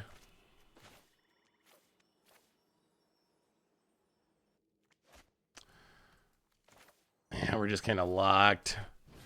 Anointed Procession. Opponent. Would you like to draw another card? Oh, no. Oh, that doesn't even work. We're definitely not intending to pay the 1. I mean, I don't think any of this actually matters. We were planning on letting our opponent play the... yeah, we're just dead. We were planning on letting our opponent draw the card, and then we could sack a servo to make more servos, but we were dead either way. Well, this was very just unfortunate running. Opponent thinking very, very hard about something that... Wow, okay. Well, I guess we're not literally dead because our opponent gave us a bunch of servos. Wait, are we still dead? If they pump 6, 7, 8, 9, 10, 11. Yeah, we're still... Okay, or they have Righteous Valkyrie. Oh, what a disappointing ending for this deck. So the deck is sweet. Unfortunately, sometimes you run bad. That's Magic. That's why the best players only win 60% of the time or whatever. That was just hideous running with the lands that match. But so what did we learn? What we learned about these decks today? So we learned the banana one, the banana quote's really funny too. Oh, there's so many good quotes in that show. It's a little sad that it kind of weasered in the Netflix seasons. It got so much worse. Like season 4 and 5 are just like, ugh. I mean, I guess like what was it? 4 was okay, and then 5 was even worse. There's one that I really didn't like, and then the other one was like not nearly as good as the originals, but it was still okay. So what did we learn about these decks? Yeah, Sisay with Shrines seems sweet. Sisay is good for tutoring up legends, and the Shrines are all legendary. So the Hidden Procession deck, it's definitely grindy. When you draw a ton of lands or no lands, it definitely functions a little bit worse, but we got to see it do some pretty powerful things. And I think it is a deck that is interesting enough that it's worth developing. Like Wedding Announcement is a really huge addition. There's definitely more things you could do. You could go a Doom Foretold if you wanted to, would fit naturally into a deck like this. So there's tons of like customization options. Rite of Oblivion actually seems like it could be perfect for a deck like this that might actually just be better than Vanishing Verse in this deck because you're getting the sacrifice. Because one thing we ran into if you do try to play this deck is we did run into some trouble triggering Revolt. So I think more ways to trigger Revolt to get the snowball started could definitely be a positive. So that's something to keep in mind. The other deck, the Gideon Turns, we comboed off with it once, and it was cool, but this is one that I'm leaning towards rebuilding from the ground up. Platinum Mythic Rank player, you never know. You never know with their decks. This is one that the concept is cool, and we've seen Gideon Turns be good before, but the specific build, a little bit wonky, a little bit risky, a little bit inconsistent. But do we have any new spoilers to look at before we wrap things up today? Let's do one more spoiler check just to make sure. New spoilers, still Spell Pierce, no updates. So on that note, everyone, I think that brings us to the end of our stream for today. Good news is, Plenty on be back on Thursday. My voice has survived the whole stream, which is good news. So Plenty on being back Thursday for another stream. In the meantime, replay YouTube this week, find all the old streams, including this one in the future, normal YouTube, daily spoilers going up every single day, other content, shorts, all that good stuff. Definitely check it out. Check out all that stuff. And one more reminder that our sponsor today is Card Kingdom. If you need some magical cards, you can get them over at cardkingdom.com. Even get a free MTG Goldfish sticker. Just let them know you want one. Most importantly, thank you to all of you. Thanks for hanging out, everyone. Janking around, playing some Magic. Yeah, Spell Pierce is back. It's returning. Have a great day. Have a wonderful Wednesday. And I'll see you on Thursday to have some more fun. So until then, have a great night, everyone. I love you all, and I will talk to you soon.